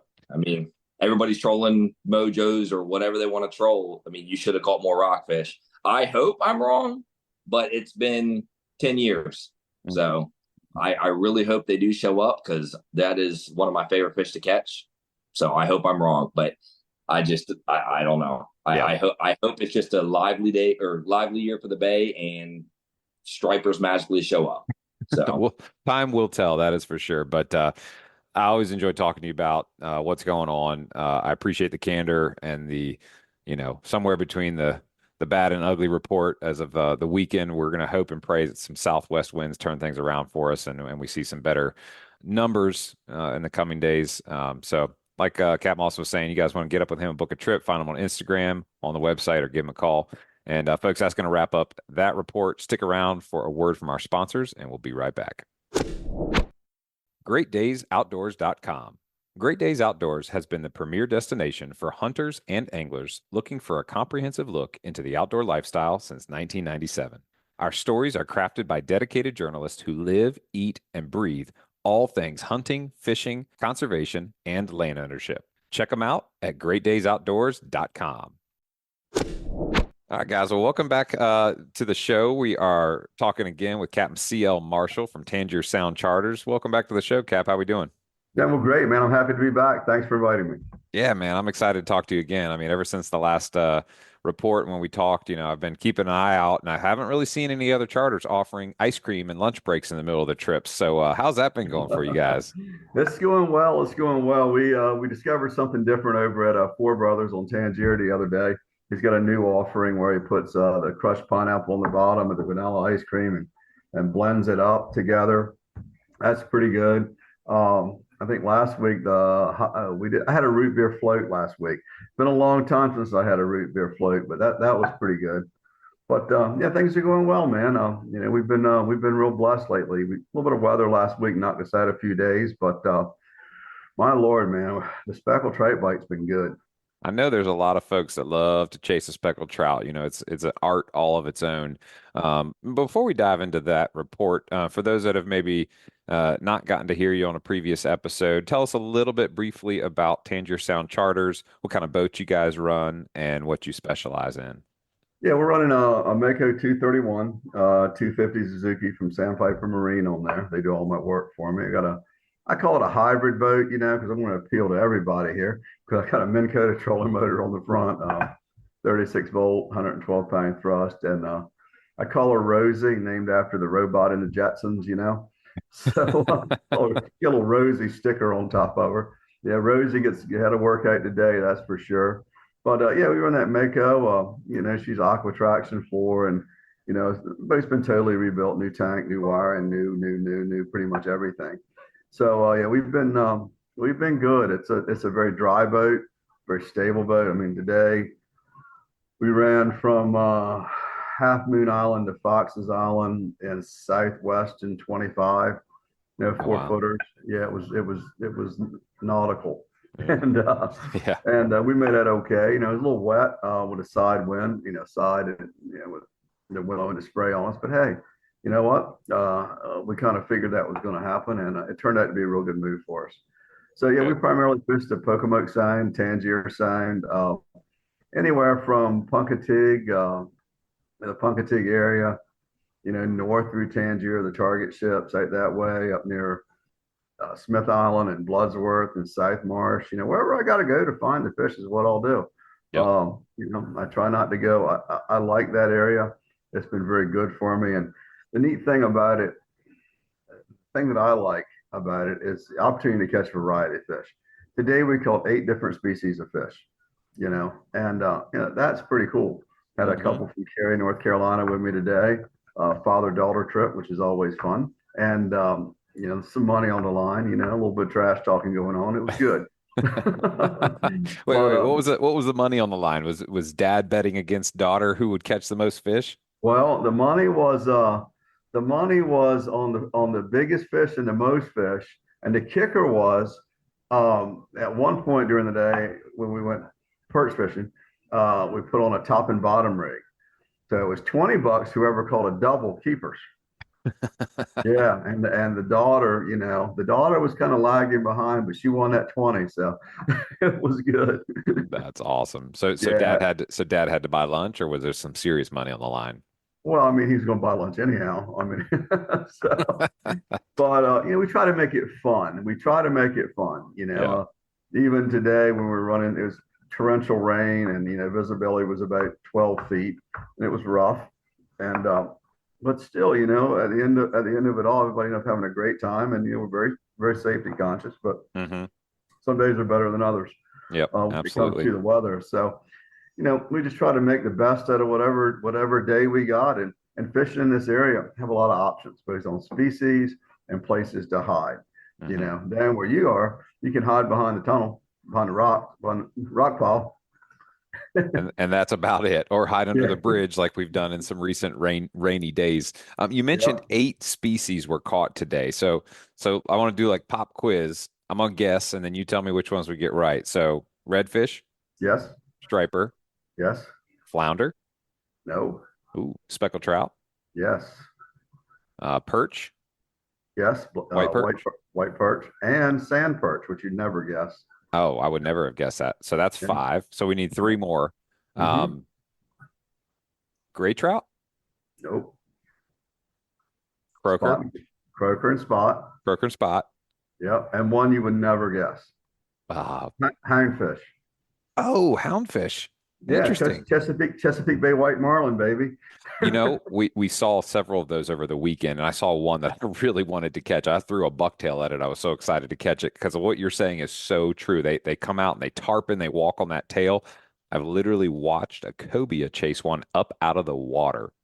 Oh, whatever you do, don't use one for cobia bait. My God, then your boat gets all bloody and you got to deal with that big fish. It's just don't do that. They also make they make really good swordfish bait. Ah, okay. Very good to know. Man, that's a what, triple, almost triple grand slam. That's 8 Yeah, species all in one. So I do really want to dive into the speckled trout, which I know you guys said you did not catch today. we had one. You had one. Okay. So you're up there a little ways. We were talking about water temperature before we hit Yeah. the record button. And down here, we've been seeing these big spreads, 74 up to 84 degrees. What kind of water temperatures are you seeing up there? And when targeting those fish, is there a specific temperature range that you like to see before you start getting some lines in the water? Well, I fish structure primarily. I'm fishing structure. Temperature to me is secondary. Okay. Uh, I did have 80-degree water 10 days ago, and that was a little hot. That was not good for anything. It fell back to almost 78 to 80. I think for this time of year is right where I want to be. The cooler I can get it for speckled trout, the better off I'm going to be. And I will seek out the cooler water. And it's amazing in a difference of a few hundred yards how different the water temperatures can be. Hmm. Even on the same structure. I mean, some of the structure that I'm fishing is probably several hundred yards of stuff scattered all over the bottom, and anywhere from 3 to 20 feet of water. And there's quite a difference in water temperature change over that area as well. And what I find, if I can find a pocket of cool water, then I tend to do better there Hmm. in the midsummer. But last week, even this week, what has been interesting, the larger fish have all tended to be in that 78-degree water, and they've all been around a very similar structure profile. And what that is, it's a erosion type of scenario around small tumps and islands where there's a rib that comes out underwater in about 3 to 5 feet of water. They seem to stack up on the uptide side of that for some reason, Hmm. which you would think they'd be on the downtide side of it. But I've always been a big proponent in fishing for speckled trout to fish that windward bank. It seems that the bait's kind of pushed up against there a little bit, and I seem to do pretty well with that. And that's where my bigger fish have come from. That same type of profile, that same type of scenario over 4 or 5 different areas. Interesting. So you used a term there that I'm actually not familiar with. So the windward side of the Mhm. bank. Can you talk me through what that actually means? Yeah, the side of the bank where the waves are splashing up against, versus the leeward side. The leeward would be the calm side of the bank, Okay. where a lot of folks are going to want to gravitate to just for comfort. Um, I like to fit, like to fit, especially on either end of it, where the currents, especially if it's current pushing up against the bank, more so than waves. Take a calm day with a lot of current pushing up against, a small island or something like that. That is just right for the picking, and I will target that. A lot of our success over the last 10 days has been on speckles and on reds, for that matter, has been once again using those popping corks, man. The popping corks have been real successful. And another thing that's been successful for us this week has been, I think it's Spro makes this, it's like a wake bait. If you're familiar with the top water bait, how you kind of walk the dog with it, well, this Spro model, all you do is crank it straight. You bring it, you just crank it, and it stays on top of the water, and it walks back and forth just like a skitter walk or something like that. Oh, and wow. Yeah, so I pulled all them treble hooks off, and I put on single hooks on that thing. And man, oh man, we had some blow ups on that thing last week. I had guys from Fenwick Tackle with me, and we didn't catch this fish, but the bite was incredible. We all saw it. I mean, the water flew 3 feet in the air. The fish was like halfway out of the water, looked like a breaching whale. This big old head on the speckle tray, and and he come unglued, but that's one we'll never forget. We'll remember that one long after the citation on the wall or whatever's been faded. We'll remember that one, that's for sure. Yeah, I talked to a lot of guys that, they'll go out and they'll do the offshore fishing, the cobia fishing and whatnot. And then you talked about, what's your other favorite thing to do? And, just about everybody will say, man, I love some top water speckled trout fishing because that explosion is just so exciting. So rewinding a moment, you mentioned the pop and cork. That's been very, very helpful. Do you have a specific pop and cork that you prefer? And what does that setup look like? Absolutely. I don't have one with me, but there's a lot of popping corks in the whole world. I think they're all shit except for the Four Horsemen.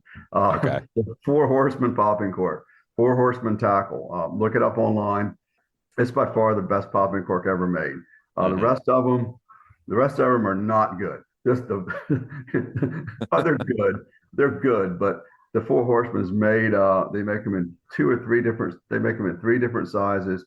One of which is maybe 3 or 4 inches, and they make a 6-inch one, which is the one I use, because I want to create. I use them in 2 different scenarios: on a calm water, if the water's calm and flat, and especially on an evening with a lot of bait busting all around me. I'll use that big one, and I will make a racket with it. I fish it very, very aggressively, and you. And it's interesting, you pop it 3 or 4 times, it creates a lot of racket, it throws a lot of water, and you let it sit there, and all of a sudden it disappears. And that's the beautiful thing about it. And most bites occur when you're talking to somebody or you're reaching for a sandwich. You know how it is. And all of a sudden the bobber's gone, and you're like, oh well, shit. So I do it that way. And another way that I've been fished it this week with great success, especially on puppy drum, was just taking that Four Horsemen popper, and I will use a small one, but the 3 or 4 inch one for this application. And I use a 15-pound fluorocarbon leader coming under that popping cork. And I get these 1/16 inch jig heads, real small jig heads, but I get them made with I think it's a 5/0 hook on there. So the hook's kind of big. Oh, wow. Yeah. So I guess they're 1/16. They might not be that small, but as small as I can get with the biggest hook I can get on it. And I put a piece of peeler on that. I knew these redfish were there. I couldn't catch them, and it was driving me crazy. So I think that the bait was kind of getting lost in the grass or whatever. And I was in about 3 feet of water, so I put a 2.5 foot drop on it to that jig head with a piece of peeler on it, and we wore them out. We wore them out for several days in a row.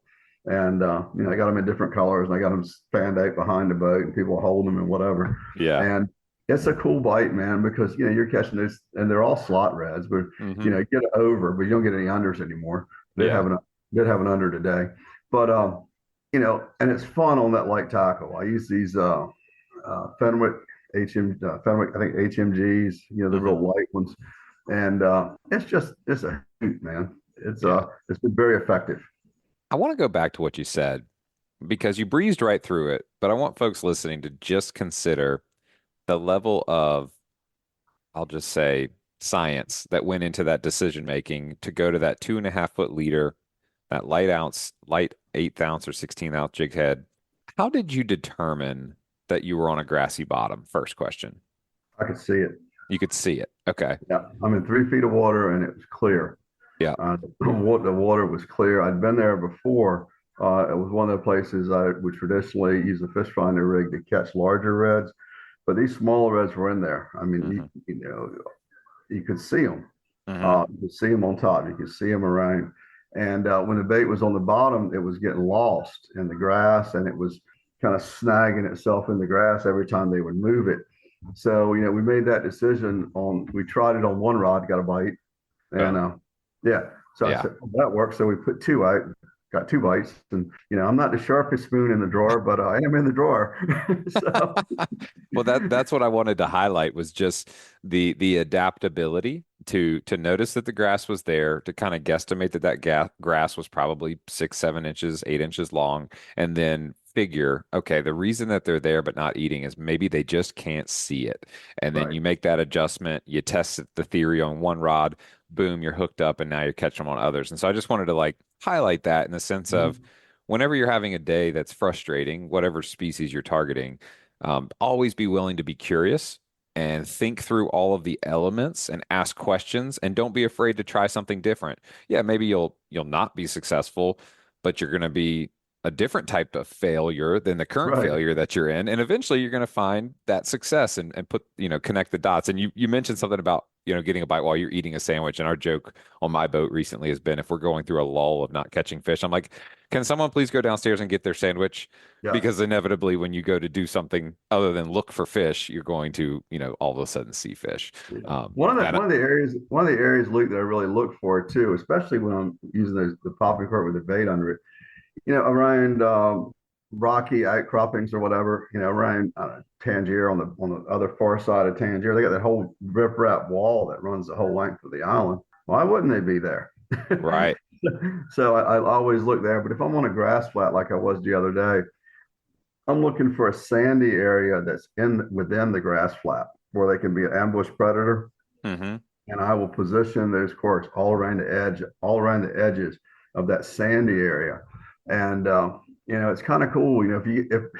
If you get up in about less than 2 feet, then you tend to run into Ray Lewis and Ray Charles and Stevie Ray Vaughan and Ray Liotta. You run into the Ray family, if you get up there. And but the benefit of having the 15 pound mono is you can pop him right off like a white marlin and go back to it again. Hmm. And speaking of white marlin, did you hear about the Hook Big Fish Classic in Ocean City over the weekend? No, what happened?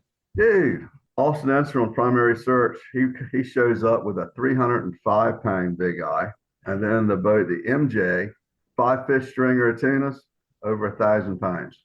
Right. Wow. The 5 fish stringer was over 1,000 pounds. Rochambeau Willie catches a 560, something like that, blue marlin. I mean, it was some fish showing up, man. That is really cool to hear. In fact, one of my good friends, Alex Field, is close friends with the MJ boat and has fished with them several times in the past. I know that boat catches fish, but that's a huge stringer, man. It is. Holy smokes. I think their big tuna was like 580. Not true. Their big tuna was like 285. So I'm sure when they're riding in, they're thinking, we're going to catch the big fish pays, the big tuna pays money, and the Hmm. stringer pays money. And if they were in any other tournament, man, that would have cleaned it up. Oh my But gosh, yeah. Yeah. Austin shows up with a 305. Mm, man. Well, that was like our recent, Virginia Beach tuna tournament. Only one big eye showed up, to the scales. Everything else was a, 2 or 3 fish yellowfin bag. And so, depending on where that water was, I think last week and the week before, we had talked to Captain Russ on Top Notch and then Captain Jake Bolts on Flying Fish, and both had reported that it seemed like some good water had really started to move in, and they were able to put together some really nice catches Yeah. on their recent trip. So it's kind of cool to hear that water must have made its way up a little bit north, or they shot a little south to go find them, but certainly found them really good. Wherever my son was, he wasn't in them. So Oh no, was he in the tournament? yeah, he's in them all. Oh man. He's in a boat. He's on a Christine Marie, big yellow biking, and they caught a bunch of white marlins. But hell, Kilo Charlie had 20 some weights, and he barely edged the bill fisher. But it was a lot of fun, and that's it's a good opportunity for all those guys to get to Ocean City, fish a little bit before the White Marlin Open, which I think is next week. Oh yeah, that's right. Yeah, it's just right around the corner. So back to inshore, question for you. For those that are listening that are maybe just got their first boat or just getting ready to go take their kids out to start, trying their hand at some inshore fishing, what would you say is like maybe 1 or 2 really good tips for the starter, the person just getting started? If I'm going to go try to target some specks and some puppy drum, what's the 1 or 2 most important things that I should make sure I have in my tackle bag and maybe am thinking about or doing? Well, it's hard to discount the popping cork because everybody can fish that. Hmm. A lot of people don't. I have a lot of people get on my boat and say, "I've never fished one of these before. How do I do it?" And then after they catch a fish or two with it, it gets a lot easier. So that's always something that most folks can do. As far as if they want to cast artificials, at the 3/8 ounce lead head and an assortment. And the amount of colors, you need a white, you need a pink, you need a green, and you need a pink, and you need a pink, and you need a pink. That's always good. But one of the things that I think that a lot of people that are just starting to fish get illusioned with is the lack of success. So, what I would recommend, have some top and bottom rigs, and have some small hooks, some 1/0 hooks, maybe some number one, a little bit smaller, and maybe not go after the cobias, the red drums and stuff. Like today, I was on option E, and because of the wind and everything, and we went up a small creek, we got on a hard bottom, and we caught, we caught 20 some perch and they're delicious, and we caught spot, and we caught a variety of different things. We caught some rockfish that we had to release, and but it was busy and it was active and it was fun. So no matter where you are, I mean, there's spot that are available. There's more croaker that are showing up now. And activity and success at whatever scale it is, keeps people coming back. And so yeah, the guys are out catching the tunas and the red drums and stuff, and the cobias and all. But for somebody just starting, maybe you want to stay up inside the Lynnhaven and fish the pilings there, and fish, some oyster beds or something, or call Lunsford, and get him to show you. Yep. And one of the things that I can't discount is, if you're for somebody who's just getting started, hire a guide. Hire somebody who does it on a regular basis, and have them show you, rather than watching some people can glean a lot out of YouTube and this and that, but hire somebody, and the whatever it is, the 5, 6, 7, whatever the guy charges is going to be worth it, because the learning curve is going to go up exponentially. Yeah. And there are folks out there. There are people who do this for a living who are very are going ahead boat. You just go. And you said something a little bit earlier, Luke, that is so true. Don't be scared to fail. We on this interview we're talking about the successes, but my God, we have a bunch of failures too. And you learn to laugh at those. You learn to kind of shake those off. And from those you learn. So look at it as an overall experience and not just focused on what's in the box. So many people are focused on what is in the box. What did I keep? What did I catch today? And really, that's just a small part of it. Right.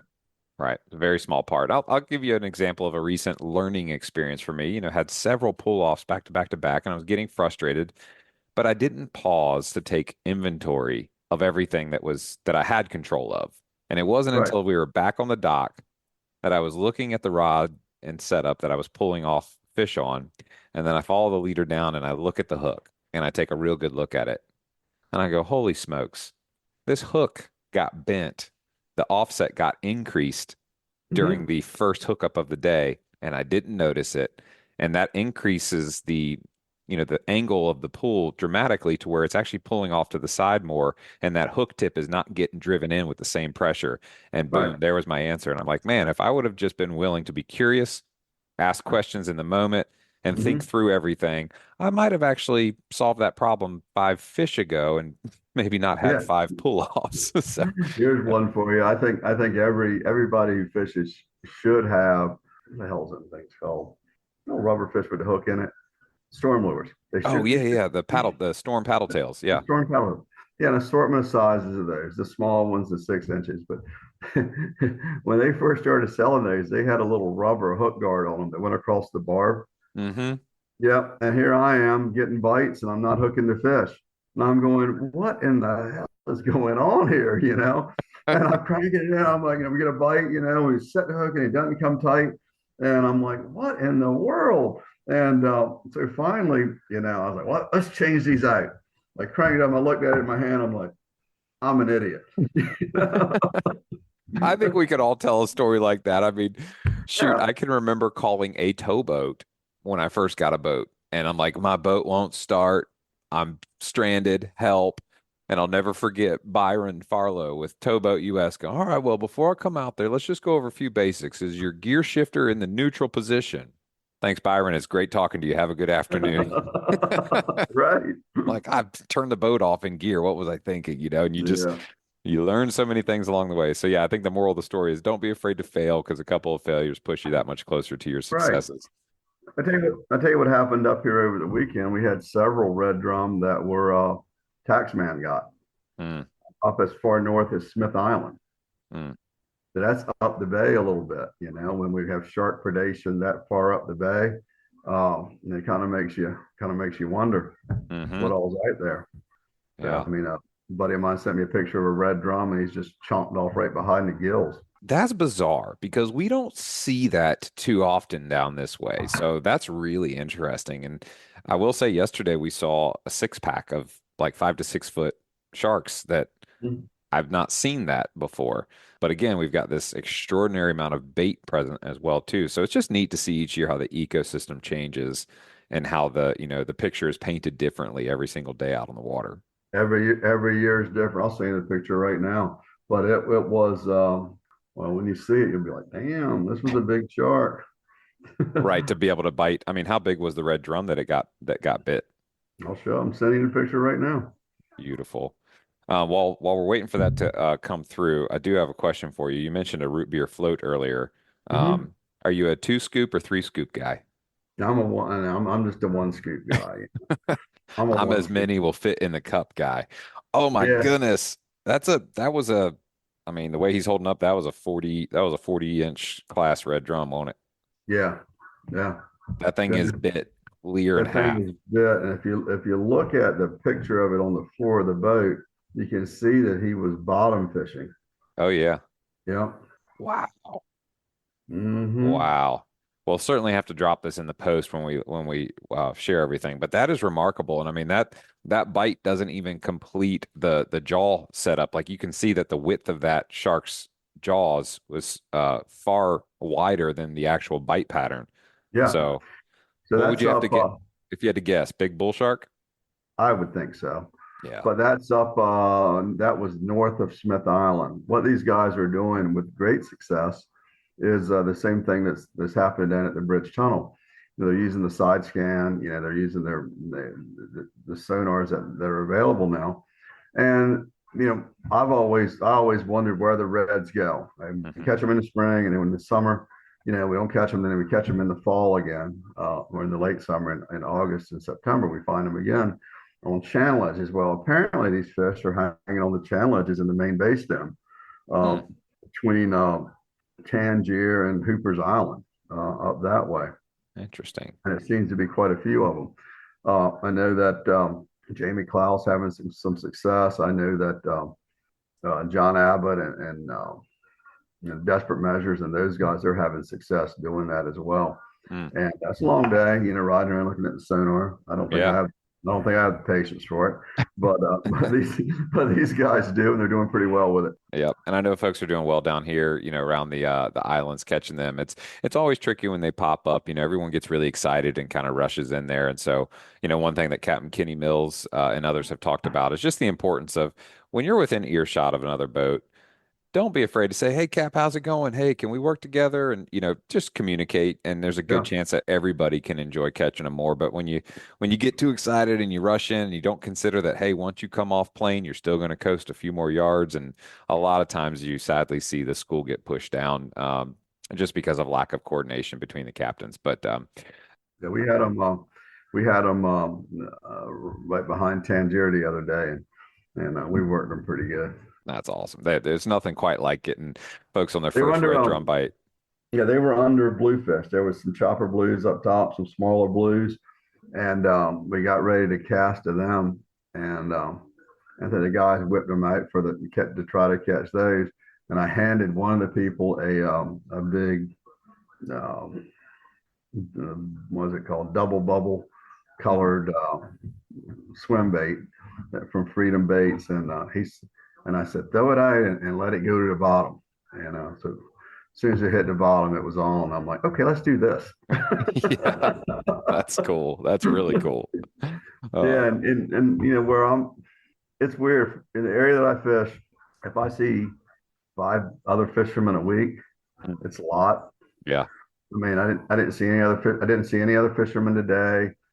We fished Saturday. I saw 2 other boats. It was crowded. Mhm.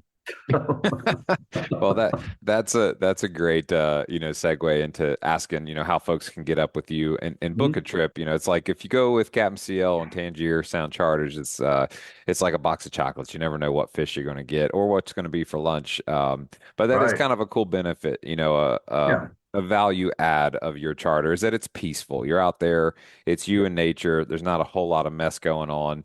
So if folks are interested in having that experience, taking their family, taking their corporate leadership team, or even just they're starting out and they want to go book you so they can learn to bring those skill sets back home, what's going to be the Yep. best way for them to contact you and get booked on a trip? Yeah, my phone number is, just call me, send me a text. It's easy to do. That's 410-251-7341. If you're a Facebook person in Tangier Sound Charters, you can find us on Facebook pretty easily. And they're the best ways. The phone or the Facebook, just Messenger. Hmm. And what's been really interesting, fishing aside, I probably do one trip a week, which we don't fish at all. It's kind of neat. We'll leave Crisfield, we'll go to Tangier, we'll go to Lorraine's, and who makes the best crab dip ever made. Oh, When God said, "Let there be crab dip," He gave the recipe to her. So you take it from here, and the best crab dip ever is there. So we'll do a walking tour of Tangier, pop over, grab some ice cream from Four Brothers, and then from there we go to Smith Island, and you got to get there before 3 because Drum Point Market closed at 3, and annually they're ranked among the best crab cakes in the universe. mm. Straight up Smith Island crab meat. They don't serve them broiled; they're fried. If you want them broiled, you need to go somewhere else. But they're absolutely delicious. The crab cakes there, and then from there we'll go. That's in Tylerton. And we'll go to Yule, and do a little walking tour of Yule and kind of look at to go in the museum and different things on Smith Island. And then when we're about to leave, Donna shows up down at the dock with Smith Island cake that she just made. Oh. So it ain't all bad, No, I mean, it sounds like I'm gonna need like a heartburn pill at the end of it and probably Yeah, walk I mean, 5 miles. I do one of them a week pretty much, and that's usually a couple, 2 couples, 3 couples, something like that. And that's an interesting experience because people get to see those islands, they get to experience them. They get to compare and contrast the 2 islands about, Yeah. because they are very different. Yeah. And then, on the trip between the 2, there's 3 or 4 other little islands that are loaded with pelicans and other bird life, and we'll cruise real slow across this big. It's a big grass flat that connects the 2 islands. So we will cruise over there, look at the rays and all that kind of stuff. Man. It's kind of a neat experience, you know. It's just different and a lot of, and I like to show people that and let them form their own conclusions about island life. Yeah, that's a great thing to know that that's available up there. I've driven up to Chrisfield, Maryland before, and it's just a big, well, I shouldn't say big, it's a small town that has two big themes, the Coast Guard and crabbing. So Yeah. you're going to get some great crab cakes in that area. So, folks, that's a really cool report to hear from Captain CL, both on the fishing front and on the touring front. And obviously, we get drawn down to the Outer Banks often because it's an easy little 2 hour drive.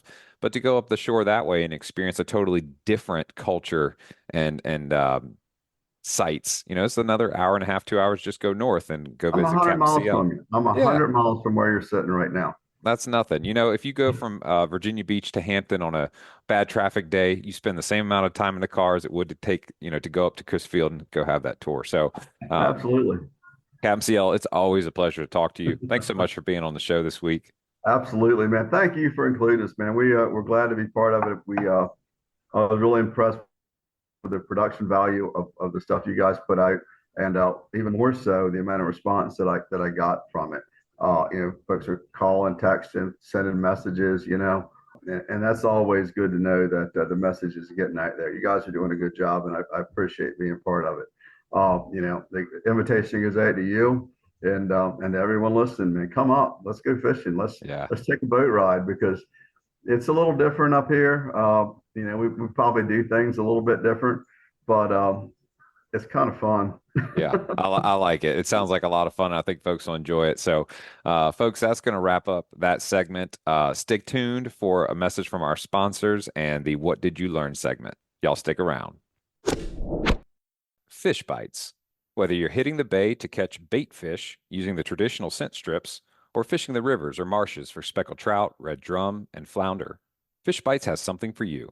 Family owned and operated in St. Augustine, Florida, they pride themselves on making reliably consistent fishing products for anglers of all ages around the world. Fish Bites baits and lures are made with pride in the Sunshine State, USA.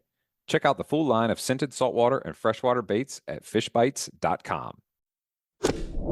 All right, guys. Well, we were going to do a What Did You Learn, but I got talking to my good friend Nate Myers with Catch 22, and I wanted to spend a few minutes and talking to Nate and introduce him to the show and learn a little bit about what he's got going on with Catch 22 in this upcoming event at the end of August. So, Nate, welcome to the show, man. How are you? Hey, doing great, Luke. I appreciate the invite here, and I appreciate the opportunity to kind of share what we're trying to put on here at the end of August with this TFO Day on the Water event. So, real quick, kind of give a real background of TFO, the Fallen Outdoors Team Virginia. It's a nonprofit organization geared to getting a lot of our service members, active duty and retired service members, outdoors.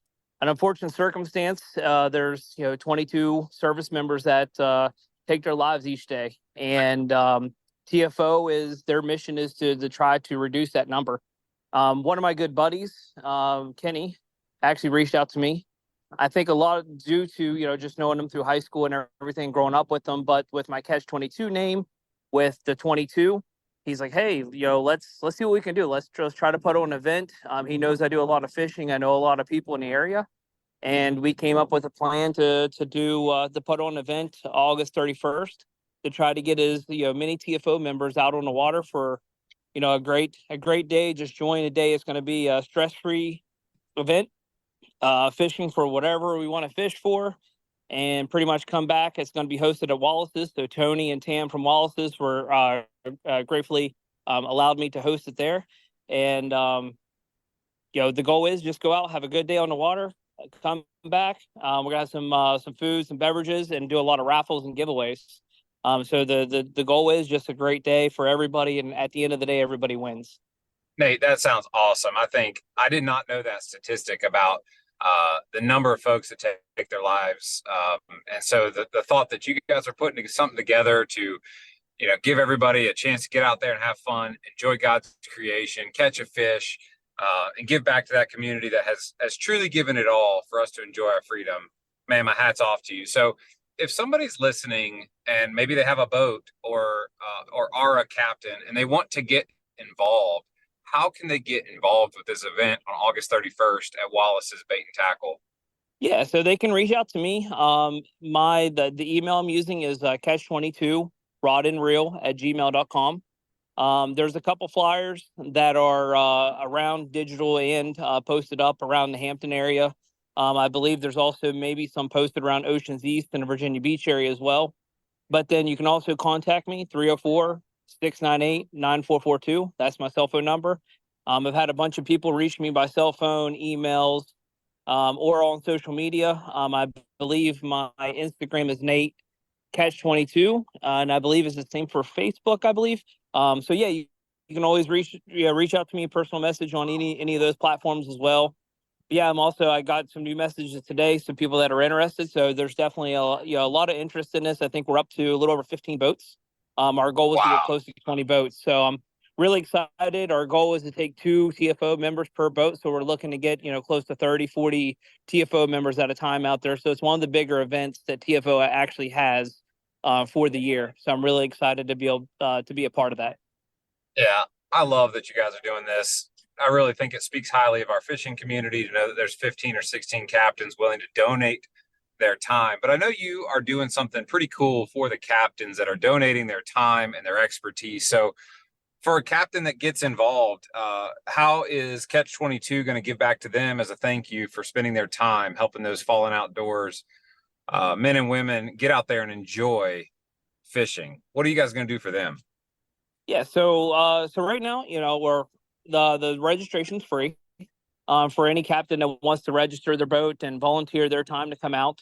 We got a lot of really awesome sponsors for this tournament or for this event, sorry. And we're putting together some really good captain's buckets. So the captain's buckets is going to be loaded with a lot of really good stuff, not the typical, maybe a t-shirt and a koozie and a keychain or something. We really got some really good stuff that's going to be in the captain's buckets. Plus, we're also going to be doing some giveaways. Myself and Real Blessed will be doing some custom rods for giveaways. A bunch of the other sponsors are sponsoring reels, a bunch of lures, tackle, coolers. There's just going to be a lot of really good stuff for giveaways and raffles. So again, as mentioned, the goal is everybody wins at the end of the day. Man, that's awesome. I'm excited. And if somebody's maybe not able to get out on the water or donate their trip, can we get involved? Can we show up at the end at Wallace's and hang out and buy raffle tickets? I mean, what can we do if we're not able to get out on the water? Can we still participate? Yeah, I mean, if you still want to participate as far as volunteering, I'm definitely open to having some people come. I mean, there's going to be definitely some coordination in the morning, trying to get 30 to 40 people wrangled up and, to meet new people, new captains and get them on boats. And then just helping with, getting tents set up. I know TFO, they're going to have their own tent and some merchandise set up. I'll have a tent set up.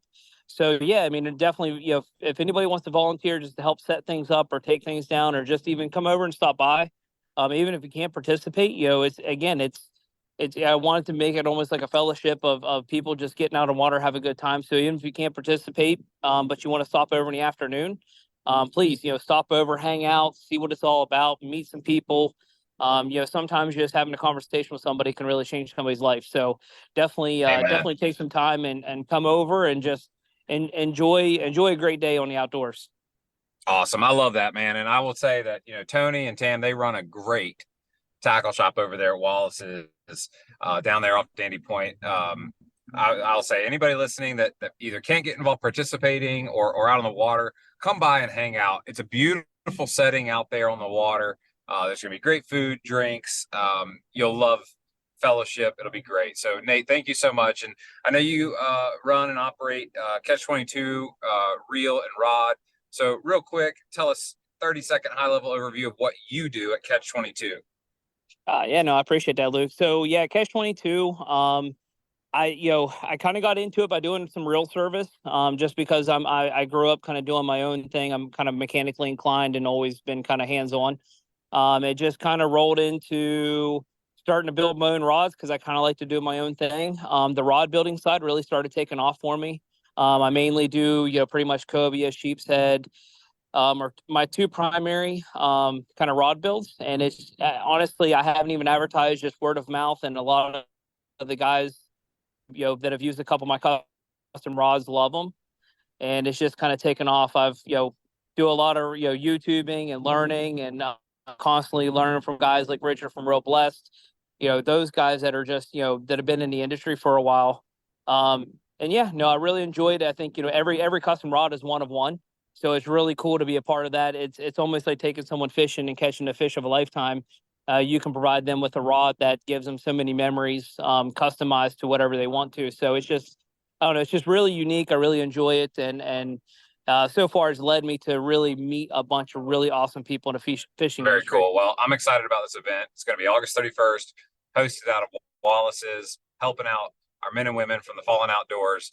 So, folks, we're going to drop some links in the show notes if you want to check it out, get involved. Nate, thank you so much for that brief overview of what's going on and for your effort and time putting it together to honor those who served our country. So that's going to wrap it up this week. Please subscribe, rate, and review wherever you listen to podcasts. And remember, to get your free AFTCO Camo Sunglasses Cleaning Cloth, just text the acronym LCBFR to 779-345-2918 to get your promo code and be added to our email list so we can send you the new show each week. You guys keep whacking them and be safe out there.